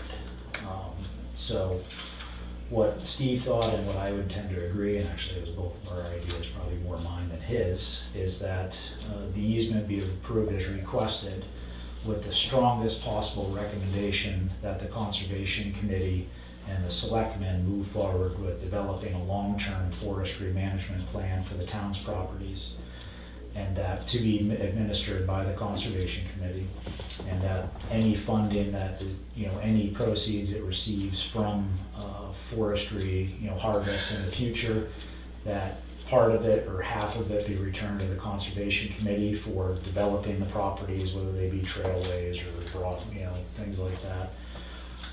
And half of it be returned to the taxpayers, for the town budget as, return on investment they've made into these properties, for purchasing them and taking them off limits for, future development. You're talking about all town-owned properties, not just what we're dealing with here, correct? All town-owned properties. And that's the way most of the towns do it. They, the town of Tuftonboro, I don't know, probably owns 500 or 600 acres, maybe. It's probably the largest landowner in the town of Tuftonboro. Well, No, but all right. Oh, yeah, it's Conservation is 344, I think, in conservation, something like that. But of that, there may only be 100 of it that is, should be thought of as timberland. There's 100 in the Center alone. So. Right. So, and I'm not saying that would be, that doesn't make sense to do out there, but, the property should be managed, it should be stewarded, and that's what the Conservation Committee in most of these towns does. I thought they already did that, and that they had approval to do that, the Conservation Committee. No? Okay. No, you really do need, as he says, it's far better to have a forest management plan in any case, and not just on conserved properties, because it sends it out years and years ahead with what you should be doing. The initial part of it is that the forester looks at the properties they have and they inventory it. And a lot of what they do is not, there may not be any harvest for 10, 15, 20 years. Most of the properties in the town have been cut, pretty hard. It may be 30 years from now that they make a harvest. But what they start to do is look at the lands and look at how they can develop them. They'll go in and say they may do rejuvenation cuts, which is when they go in and they determine that an area of the trees are not going to be right there, and they may open up an area and let that rejuvenate, and then they get younger trees that wildlife Right. and stuff like that do. They may recommend doing thinning cuts, which is when you go in and you actually remove a small amount of the trees. We just in order did that to- property, I know all the terms. Yeah. where they- Yeah, right. They release, part of it. And a lot of it is how and the reason it's important to be administered by the Conservation Committee is because it's how they want that to be done. Low ground pressure, blah, blah, blah, it's done in order to enhance the properties, not just to Make money. Make money on. There certainly will be harvests where they make money. I mean, if you have a nice harvest on 100 acres land, you may make, $20,000, on the stumpage, 10,000 of which the Conservation Committee could use for, and 10,000 that would go back to the taxpayers on. The nice part about it is most of these pieces of property that they're buying are in current use and are probably always going to be in current use for the near future. So currently, we get no tax money from it all. So anything we do to them is an improvement over what we get. So that's what Steve and I talked about. I talked about, Steve, is that the Conservation Committee, if we put that recommendation into the approval Conservation Committee, and I would go to their meeting on Monday night, make a similar recommendation, and that we put that to the selectmen, and then after that, we proceed with letting the Conservation Committee start to interview foresters and see who they want to use. There's a certain cost associated with developing a forest improvement? Yep, it's already funded. It is, oh, okay. Who funded it? Is that a town budget or is it, No, it's already funded. who funded it? Privately? You did? Yep. Okay. Cool. So, it's all taken care of. Great idea. We usually do something for the town, and this year that is what seemed like the best use of Very nice. money. So, that is good. Excellent. And it's a smart move to do this because the lack of not doing anything is what happened in California. And their forest just was not managed properly and it created wildfires. Well, if it's done right, and believe me, you're not gonna see a lot of pieces of property in the town of Tuftonboro when it's done right, but Seeing a lot done bad right you've now. done, the Hackle property was a pretty good, job. I think that was Forest Land Development Corp. who went in there. Forest land improvement. Forest Land Improvement, they did a nice job. There's a few other pieces, but I think the nice part about doing this is there's a way to do this when it's done right by a forester, where you actually, over, a 20-year span, receive more, out of your property while your property looks better than it ever did before, rather than going in and making one giant cut. They go in every 7 years, 10 years, and make minimal Clean it cuts. up. So, but again, I think it's important that a Conservation Committee administers it, and I think it's a huge thing for the town of Tuftonboro and for funding, future conservation land, and, makes them kind of self-sufficient, or self-sustainable, self-funding. So, Great idea. The Great Meadows is a wonderful place. I've never been. It's Never just, the been. wildlife is just. it's Really? just- I think I'll take a ride there tomorrow. Go look at it. I've never been. There's It's some existing bugs. trails in there. Not yet, we're working on it. Not a very good trail in there, is there? I know, little bit, really, yeah. you can get in near the town garage, Right. and you'll Yeah. see a sign there because that's Yeah. all It's a starting. parking But lot. hopefully Jeff Moody is gonna make a parking lot, and then Right.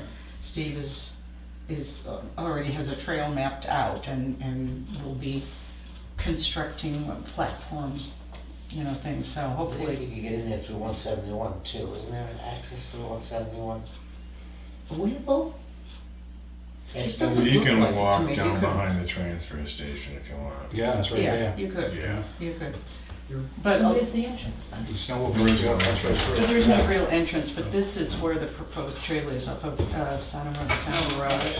It's not there Yeah, yet. it isn't there yet, but if you go by there, you'll see the sign that says coming soon to a, If you look at the Forest near Facebook you. page, they have, done very well, by the way, Mhm. for Facebook stuff. And, yes, yeah, that's Yeah. Ray Evers, yeah. so, There, A couple of housekeeping items on that. The easement did get reviewed by town council. Rick Sager had fairly minimal, Minimal you know, it was comments, just some grammatical stuff, things like that. I read through it. Basically, the town is reserving the right for the timber, for water, utilities for water, utilities. Basically, the Conservation Trust, and Rick even commented this was a pretty vanilla conservation easement as it goes, would be, you know, administering to make sure that the, you know, any forestry that happened on the property, any, you know, anything that happened was within the bounds of the easement. Title searches were done on the properties. There was one defect. In fact, we found one title which has already been washed, and I believe that was it. Am I forgetting anything? No, that was accurate.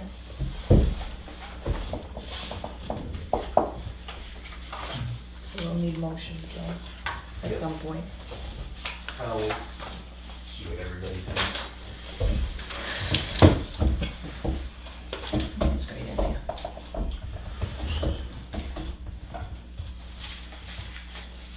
So you need a motion to suggest this avenue to the Well, we would, I think we could do it with one motion. I think the motion would read. Per the RSA, I think some of the language needs to include granting a conservation easement and then state the tax maps. All right. Recommend to the Board of Selectmen the granting of the easement. Yep. All right. Can I have a motion to recommend to the Board of Selectmen that they grant the Conservation Commission's request for an easement for tax map 31-1-1, 31-1-2, 31-1-5, and 17-1-2. Should we do this as two or one? Probably two. To what? motions. Two motions. Why do we need two? I will do it.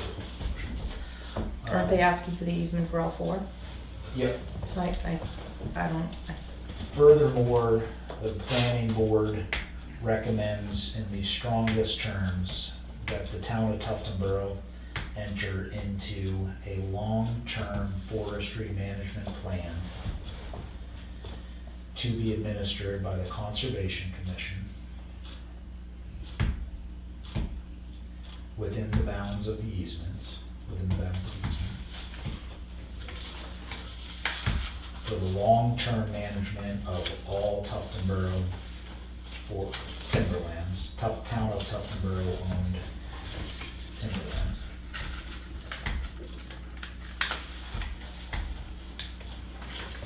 was that what you meant about two motions? That should be a second motion. Okay, that's I what thought I you was were getting at. splitting up the tax map numbers and I No. was confused. No. I apologize. All right. Let's So- get the first sorry, motion out of But the that's way. not really on the agenda, is it? What you just said? Well, Yeah. it is, Kind of. in the action item is the recommendation, and so that's the recommendation. That's the Okay. recommendation. So let's Okay. do two motions. One is the recommendation and two is the motion for the strongest recommendation of the first. Yeah. So Yes. can I have a motion for, to approve the Conservation Commission's request for a conservation easement on tax maps 31-1-1, 31-1-2, 31-1-5, and 17-1-2? So moved. Second. All those in favor? Aye. Can I have a motion that the planning board recommends to the Board of Selectmen in the strongest terms that the town of Tuftonboro enter into a long-term forestry management plan for all Tuftonboro, town of Tuftonboro owned timber properties for future generations. Proceeds from future harvests to be split evenly between Conservation Commission and the taxpayers.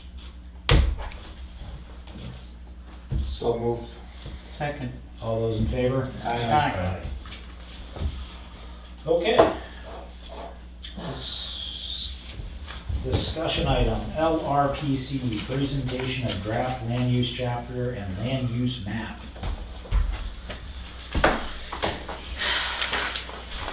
If you want to see high blood pressure, you can just talk to the ambulance. Did they? Have they did answered blow it at for all? I'll let her take it. Okay, so I sent an email for the planning board request to Jeff Hayes, and I CC'd Susan Slack so that she was aware of these emails being sent, requesting a 20% discounted rate on the cost estimate that was originally provided. And we also have an outstanding, we received an invoice in the amount of $750 like a month ago from LRPC, and so I also questioned what work was done that resulted in an invoice, since we have not received a single thing from LRPC since we contracted with them in November, December of 2017, not The 18, bill was like 17. early April. Hmm? The invoice was like early April. I can give you the date, if you just give me 1 second, but, oh, actually, it's in the other room. It's sometime in April, I have the email. So anyways, I sent Jeff Hayes an email requesting an explanation as to why we received that invoice. And I haven't had a response yet. So that's one issue. The other issue is I then sent another email to Susan and Jeff. I forwarded Jeff Susan's email from May 2nd when she stated that she wasn't going to be here an hour and a half before the meeting. And she had not CC'd Jeff, so I wasn't 100% sure if he was even aware that she had sent that email and did not attend the meeting. So I forwarded it back and then asked when we would be receiving the information, what meeting we would be doing this in, and basically an explanation. And an explanation. Because again, as of this past Monday, May 2nd to May 13th, she sent that email saying she wouldn't be arriving because it wasn't complete, and that she'd get it to us prior to the next meeting. Well, today's the next meeting, and as of Monday, I still hadn't even received. She was supposed to deliver it here. But I hadn't even received any email saying I'm still working on it, or I'm 50% complete, or I won't be able to get it, so I had to reach out to her again. And then she responded, I'm not even sure where the email is now.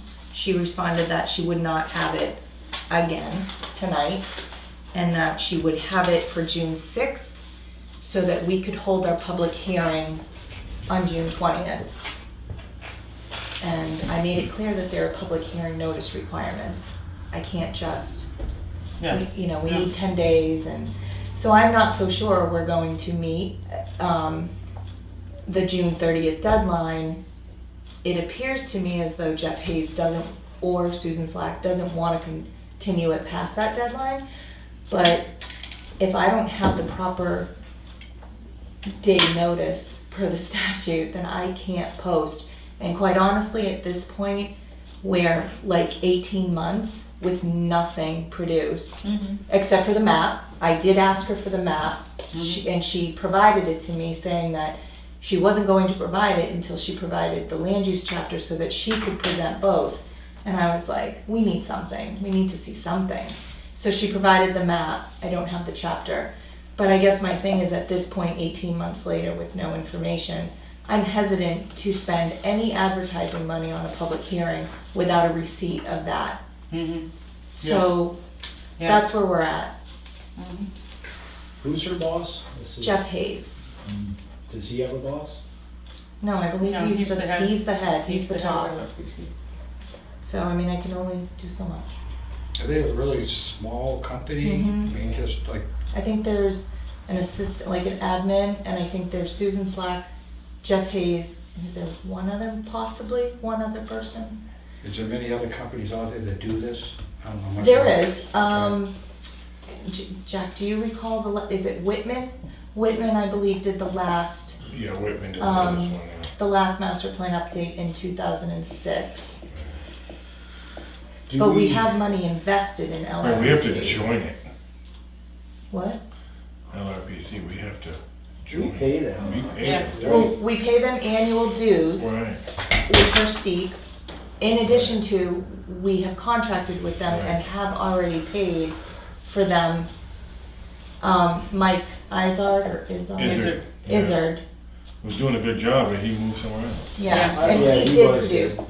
He did produce and follow up and do stuff. It's just been at a standstill since, again, it was either November or December of 2017, when we were notified Susan would be taken over. And then I believe she attended, was it the January of 2018 meeting, possibly? Possibly, yeah. Once, yeah. So we don't have time to pull out with them, argue about our money, and then go to someone else and have them do it, because we just don't have time by the RSA. That's how I imagine that. We have time if we get the material that was promised. But it's up to the board. I will put an ad in the paper, but it's gonna No, cost us. What I'm saying. He's is saying we don't have time to change. We don't have companies. time to change companies. Oh. Well, time-wise, of course we do, because we just Well, we do. contract with them and we Well, enter into a new contract and. Have we paid them What's the anything? RSA say?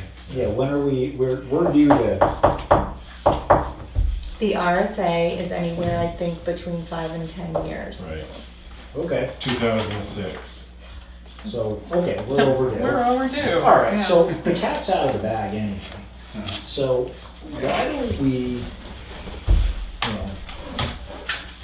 2 years, 3 years overdue, we're overdue anyway we cut the mustard. So the question is, are they ever going to finish it? And if the answer is likely to be no, Hire somebody else. let's hire somebody else and tell them we want our money back. Yeah. It's kind of like when you go to have a porch built and the porch never gets built, you know? Give them an opportunity. If they want our business or not, we'll move on. So, do you feel like that's a reasonable request? I'm just curious what else we get out of them by paying the dues. What do they do? Any idea? Some town- They're there for guidance, like we Right. can go to them, pick up the phone, it's like local governments, Right, yeah. New Hampshire Municipal Association, if we have questions on any type of zoning or I anything. know they've done some plans for the town on roads and culverts and that type of thing, but. Correct. But how much?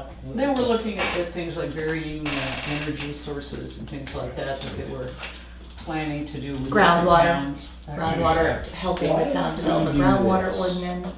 Why don't we say, we are contemplating moving on, because Right. we're not seeing Give them a month. anything come out of that. If we do move on, we are gonna request our money back. Correct. That will get their attention. Okay, so I guess my question is what money back? How Because much what mo- we've paid How has, did we pay them? but How we much? paid them for work that Mike did do. Okay. He reviewed the cultural and historical resource Okay. chapter when we provided, and provided input, they provided input on Seems the like natural the town attorney resource. did breach a contract and they said they would hit certain The things. only problem is, once you get an attorney involved, everything stops, Right. because they just. So right now, we have a contract till June 30th. If Correct. they don't meet it, then we're out of the So contract. if the So I deal is don't know good if till we, June. Right, the problem is if we don't That's it. produce, we're out $100 for the ad. but I won't place the ad. Right. So the bottom line is June 30th comes and goes. And if we haven't been able to do the public hearing, like the invoice for $750, I don't feel we Don't should pay be it. I paying wouldn't it. have paid it. So, but as far as Especially money if put they out, answer you what it's for. right, we haven't put money out since Susan Slack has been, coming, All right. been working on it. But so. we have, for what we've paid, we've received those chapters. Yes, we have paid as the work was done. and completed. So that's And we done. paid up to date. So that's paid. So it's only, we've received an invoice for $750. It's only that right now. Okay. And the work that supposedly she's been doing, we haven't gotten billed for it yet, But we haven't seen it either. but we Right. haven't seen it. So What did the invoice state? It didn't Anything? state anything, that's Any why I hours asked. on it or anything? No. Or nothing? It was Oh, a no. blank, it was just, it did not state number of hours, it didn't say land use map or land use chapter, it Right. didn't say anything, or research Did it come on. after that map or before? Oh, before, it came last month. Okay. When is the Let me- date you would have to have it in order to have the June? Alright, 10 days. well, no, 10 days plus not including the date of the Right, so it's hearing, 12 not days. including the date of the posting. The So- date of the posting or the date of the mailing? So let me just answer the board's question about the invoice. This is the invoice I received, and you can each look at it. It says attached is LRPC's invoice number 1790 for 50% of additional services as included in Appendix A, dated April 19, of amended agreement dated April 2nd, 2019. Please call me with questions. And I don't,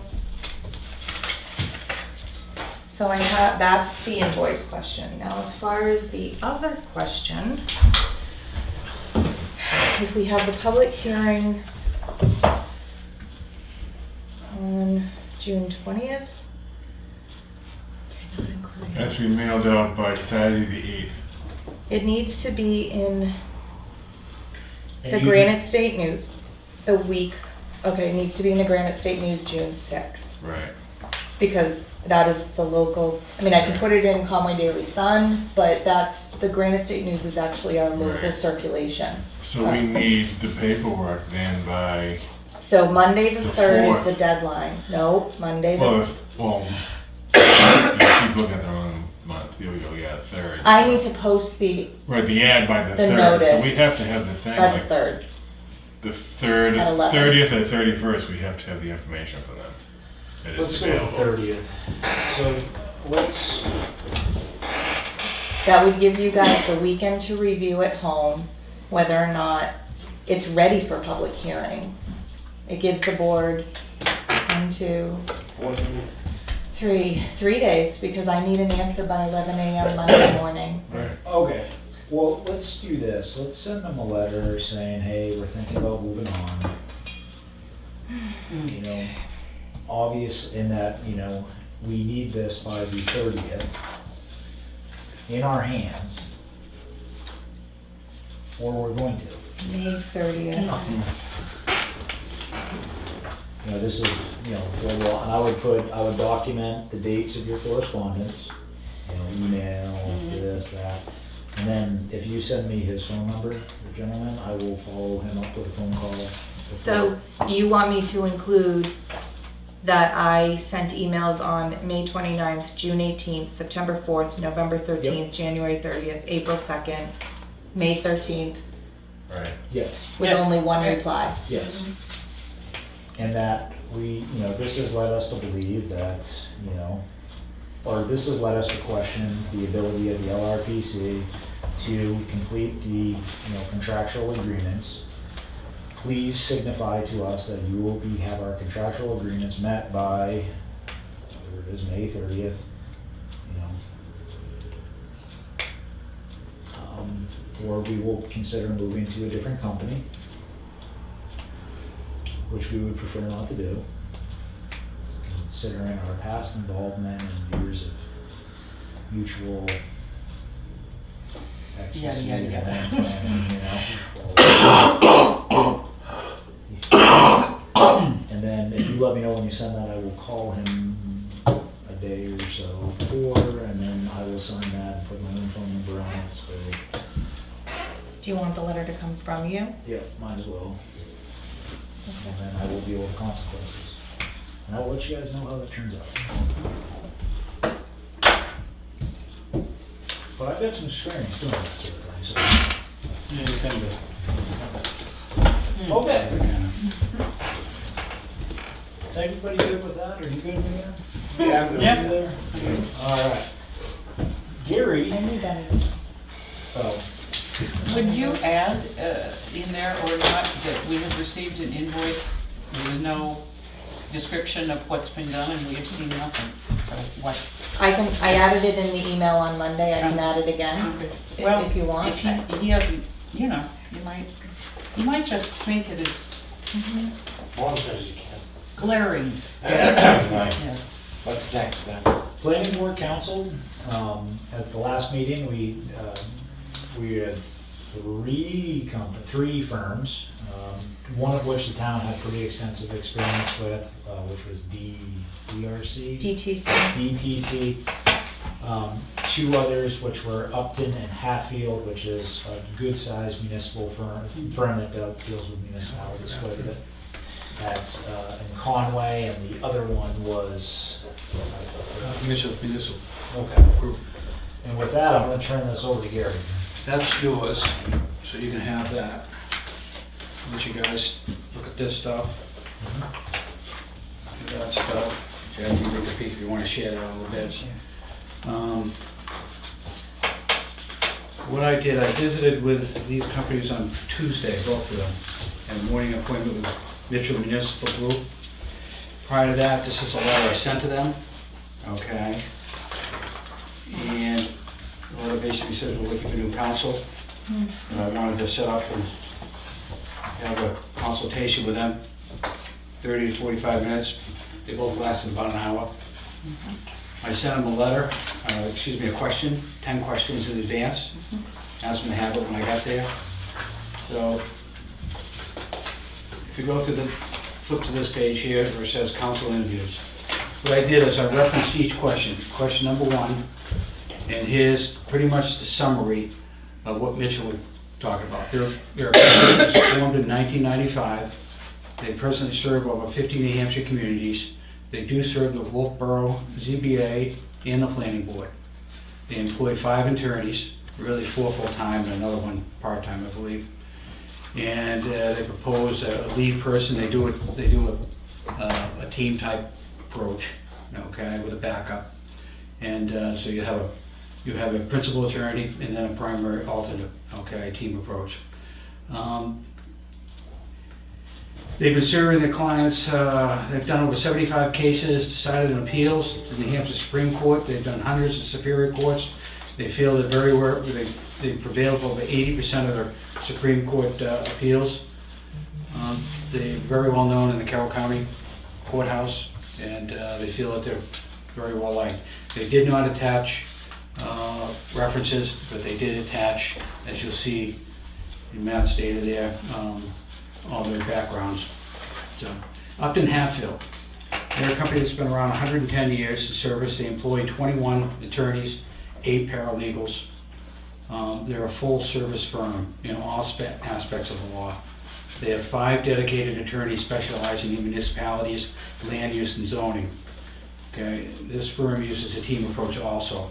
Okay, they currently serve 38 plus communities. They go from Small Hill, New Hampshire, population of 900, to Salem, New Hampshire, which has a population of almost 29,000. So many of their customers, which there's a list of their customers, how many years of service been with them, 25 to 30 years. They have long-term customers with them. Their resumes are attached, and they also attach references. Okay, 5 references there. So that first question, which was, tell us about yourself and your firm and why you'd be interested in working with Tuckahoe Planning Board. Now, they didn't give me a thing to go down by numbers like this. They all just give you 4 or 5 pages in themselves, and they answer pretty much everything in those pages, so I had to kind of break that out. The next question was, what are your fees and how do you structure them? You know, you bill in 6, 10, 15-minute increments. You have a minimum billing fee. With the billing fees for Mitchell municipal, billing rates are 220 hours for Mitchell, okay, $205 per hour for Whitlaw and Morgan, okay, which would be the 2 people they would assign to us. For Whitley, they're 70 to 90, okay. Excuse me, for paralegals, are 70 to 90. The paralegals don't typically work directly with the client. They work for the attorneys, doing runaround work for them at a lower rate, okay, preparing things. Upton Hatfield, billing rates. Mayor, okay, Attorney Mayor is $225 an hour. Attorney Courtney is $195 an hour. Medallo is $185 an hour. And Lowy is $200 an hour, okay? Their partners range from $200 to $250, okay? And paralegals from $95 to $105. So when you look at it, it's pretty competitive. You know, you're about a $5 differential on your lead people. I actually think those rates are pretty reasonable. I do too. The rates are reasonable. I never had an insurance rate that cheap. But in this, when you look at Upton and Hatfield, Mayor's a partner of the firm, okay? He's an interesting guy that he's what I consider one of New Hampshire super lawyers. So he's been big time around, so. What, did they say what their minimum charge is? You know, if you call them up and you gotta. I'll tell you how they do it, Matt. You call them up, you spend 6 minutes on the phone, they write down 6 minutes of your time, or 15 minutes, all right? At the end of the month, they total up what the times were, and you get a bill. And it's itemized, all right? And they all do it very similar. Okay. If they find that you're in a heavy legal with them, they may bill you twice a month, depending on how much time you're using. Yep. So the third question rolled into, can paralegal associates work for Tufton Planning Board at reduced rates? Mitchell Group, normally paralegals do not work with the clients, they work with them. Upton Hatfield is pretty much the same thing. They use their paralegals, you know, to assist their attorneys, and the rates are, again, 95 to 105 for those guys. So Upton Hatfield might allow you to do that once the relationship is established, where you could go potentially directly to them on simple stuff. So the fifth question is tell us how you'll respond, be responsible and thorough in meeting the needs of the Tufton Borough Planning Board.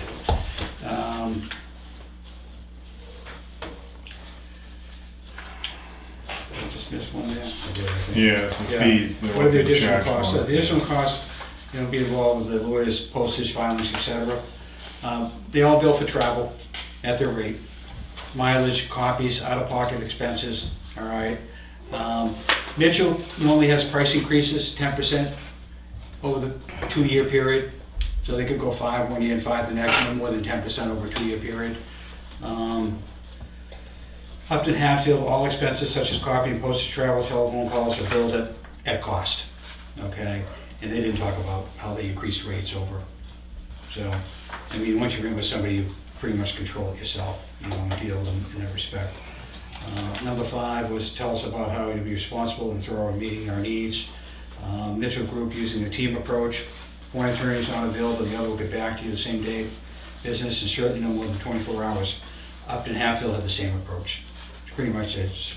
So, number 6 was how do you keep your clients informed on new laws, court decisions, etc. Mitchell, for the most part, they use use emails and/or bill inserts, and when they send out bills, they do inserts in those and updates. Okay, and they also recommend that we be a member of the New Hampshire Municipal Association.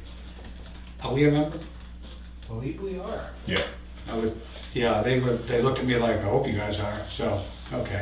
Because a lot of that law stuff gets updated there, so I don't know how that filters down. And if I remember. We can call correctly, in for we free fall under advice. their- In fact, I think I attended a class on Class 6 roads right away, and that was taught by the New Hampshire Municipal Association. Upton Hatfield does the same thing, and they talk about New Hampshire Municipal. In fact, Mayor ran that organization at one point, so communicate with those guys. But they, it'd be interesting how the laws filter to us. And they go out, municipal will come here and do classes with you if you want to do classes, stuff like that. So, whatever the rates are, you pay a fairly good sized fee, and then it's not that expensive with those guys to get other stuff done either. So, number 7, which is associates consider a flat rate to attend a Tufton Borough Planning Board meeting. Okay.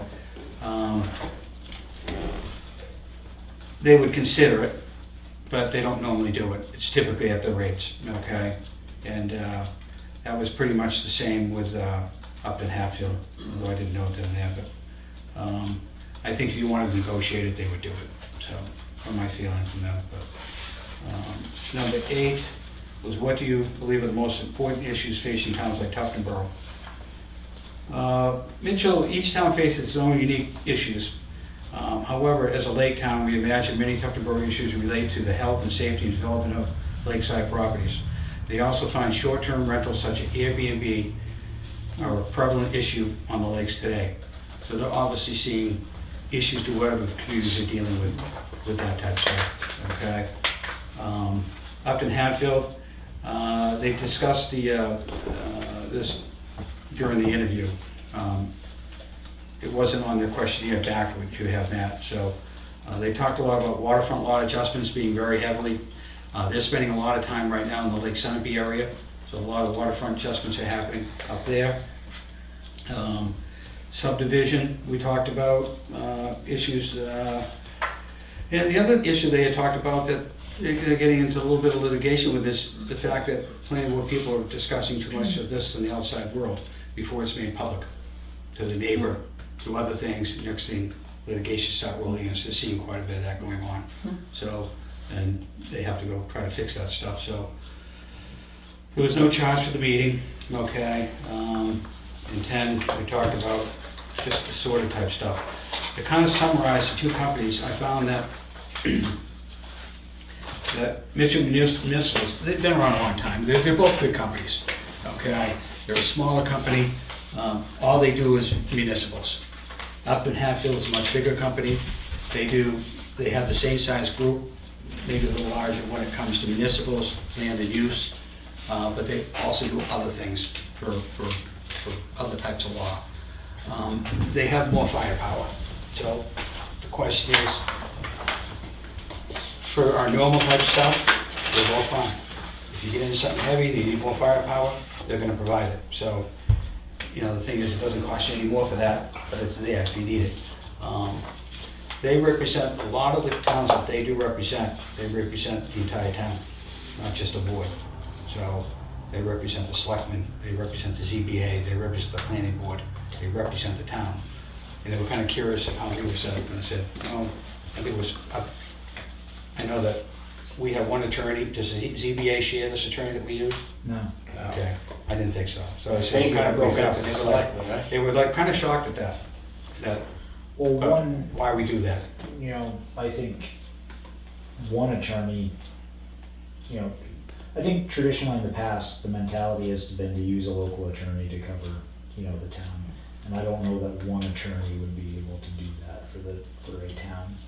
And I think that's why they ended up with multiples. Well, as I mentioned in our last meeting too, the one attorney approaches. Remember, he's got to take a vacation someday. He's got to, you know. Not just that, I mean, my experience has been that the attorneys in the area, you know, they might do a boundary line something one day, and they do a trust the next day, and they do a will the next day, you know, versus, you know, either of these guys have, you know, several attorneys that all they do is land use, you know, and they don't have to look anything up. They know, they've already been to court about it a few times. Yeah, if you look at their resumes, all of them are fairly experienced, and the Upton Hatfield guys, I mean, they developed Mayor, which is the partner there, he developed this group, and that's the group he manages, just doing this type thing. So they were serious about it. Of course, Mitchell Municipals, that's all they do. Now, Mitchell Municipal represents Wolfboro? Yeah. Wolfboro. They actually represent six or seven municipalities, like Newmarket, Given what Wolfboro. Yeah, all that Chief was stuff just is saying about other the customer bases possibility, with you, Matt. So, if that becomes a possibility, I wouldn't want to have us doing the same thing with them. The other thing I'll say about Upton and Hatfield is that I've been dealing with a engineer for a couple of years now that the town is now using to some extent the Jackson, which is Tyler Phillips, the son, not to be confused with the father. And he does a lot of, you know, obviously permitting and land use stuff and things like that, and some big projects where they get into sewage treatment stuff and plants and stuff like that. And when we were walking around looking at some wharf stuff, I said, who do you recommend? And I forget the attorney's name, but he was at Upton and Hatfield. Yeah. He said, no, it's a no-brainer, you know. I don't know about this litigation, selectmen, we're talking outside of, you know, the board's talking to people outside of, before it's public knowledge, and it creates some litigation issues. I don't know if we have that problem. I never heard No, I don't know of if it. we do either. But They're they're just saying talking that that's happening in a lot of towns. they're finding it. Okay. So they're doing People it they a lot of, represent. Okay, Yeah, okay. that's all. it's not focused on us. I gave you kind of. Right, yeah, no, verbiage it's, of- it's great, no, So- I think you did a good job. I think that either one of those firms would do a fine job. Yeah, I do too. But given what the Board of Selectmen seem to, the road they seem to be going down, Yeah. Take their recommendation. I think that, well, we have another firm too, that the town uses, that Gary did not go and talk to. And he didn't talk to him because the town already has extensive experience with Well, it. I would recommend that if you want to look at that other company, that I do the same thing with them I do Yeah. with these guys. Yeah. That was the company that Fenton, DTC. Over Meredith, DTC, and you have some experience with them as well, correct? No, I do not. You do not. I do not. Yeah, I she only has have dealt a experience little with bit Mitchell. yeah. And the town, you know, the town has, you know, obviously the selectmen use Rick Sager and he's their town attorney. So, and that's up to them what they do, but you know, I think we're moving in the direction of a Yeah. firm that has land use experience Yeah. and stuff like that. So we're not gonna be able to match that up. But the selectmen use the other firm quite a bit. But in a way, I think it's better to align, you know, the town using the same firm, one hand knows what the other hand's doing. On the other hand, I really like Upton and Hatfield, and, you know, in some ways, I can see the advantage of having a different firm than what the selectmen use. You know, people want a different opinion, and there's certainly times when the one board may butt heads against another board, and you say, well, here's the two ways of looking at this by two attorneys. So, Yeah, I like this attorney too. so I don't, When do you need to make a decision by? Tonight? no, No.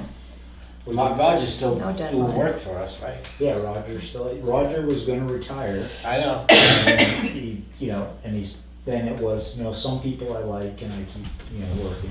That's you what he know. said, I saw him in the hardware store last week. Yeah, but And, you now know, the retirement thing is you retired, you know. Yeah. You're on top of it like you were when you were, so, but not only that, but the lifting's getting heavy, you know, and, Yeah. And not only that, I don't know whether it's an attorney thing or not, his opinions are not so clear sometimes. they can be Little days. vague. Yeah. you know. you know, one thing I asked both these guys, so, I said to them, if we could call you and ask you a question on an RSA, or send you an email and know that you could be very quick in answering at a minimal fee, okay? Like a paragraph, 2 paragraphs, second grade level, common language, all right, something common sense, all right, back to us. I think that we might make that email more common to you more often, knowing that you just charged us $50 for an answer or something, because it was only, Yes or no, 10 here's minutes. why, boom, boom, boom. you know, that would, I said, that would help us tremendously in that respect. But some people will take it and turn it into a 6-page letter. That's right. I said, we don't want that. And they got it. They understood. So that's something we're looking for, you know, people that was, Well, I think we can rule out Mitchell because of the vote. Yeah. because of the Woodfield thing and what Yeah, I they've got would. going on. Definitely. Would you be willing to meet with the DIC? DTC. Yeah. DC. Get good at this. Donahue Yep. Tucker and Okay. Kendall. Sandillo. Meet Yeah, with yeah. them, and then we'll make a decision after you met with them at the next meeting on what direction we're gonna go. They'll get contacted either tomorrow or Monday by me, and I'll send them the same type of stuff. Yep. So, and then I'll go meet with them, and, yeah. See what your impressions are, they're supposed to be good, the you guys are supposed to be good, they got plenty of depth. You know, well, either one of them would more than likely be fine, but. Good. Informational item, last thing, was I was surprised you sent that out, but since I did. I was doing a project in Ospey and I got my notice of project, from the project. But the reason I sent it to Leanne, and I didn't know that she was sending it out, was because I thought that Ospey did a really nice job with what Oh, they I said. thought that was your way of telling me to send it to the board. Oh, no, I didn't mean that.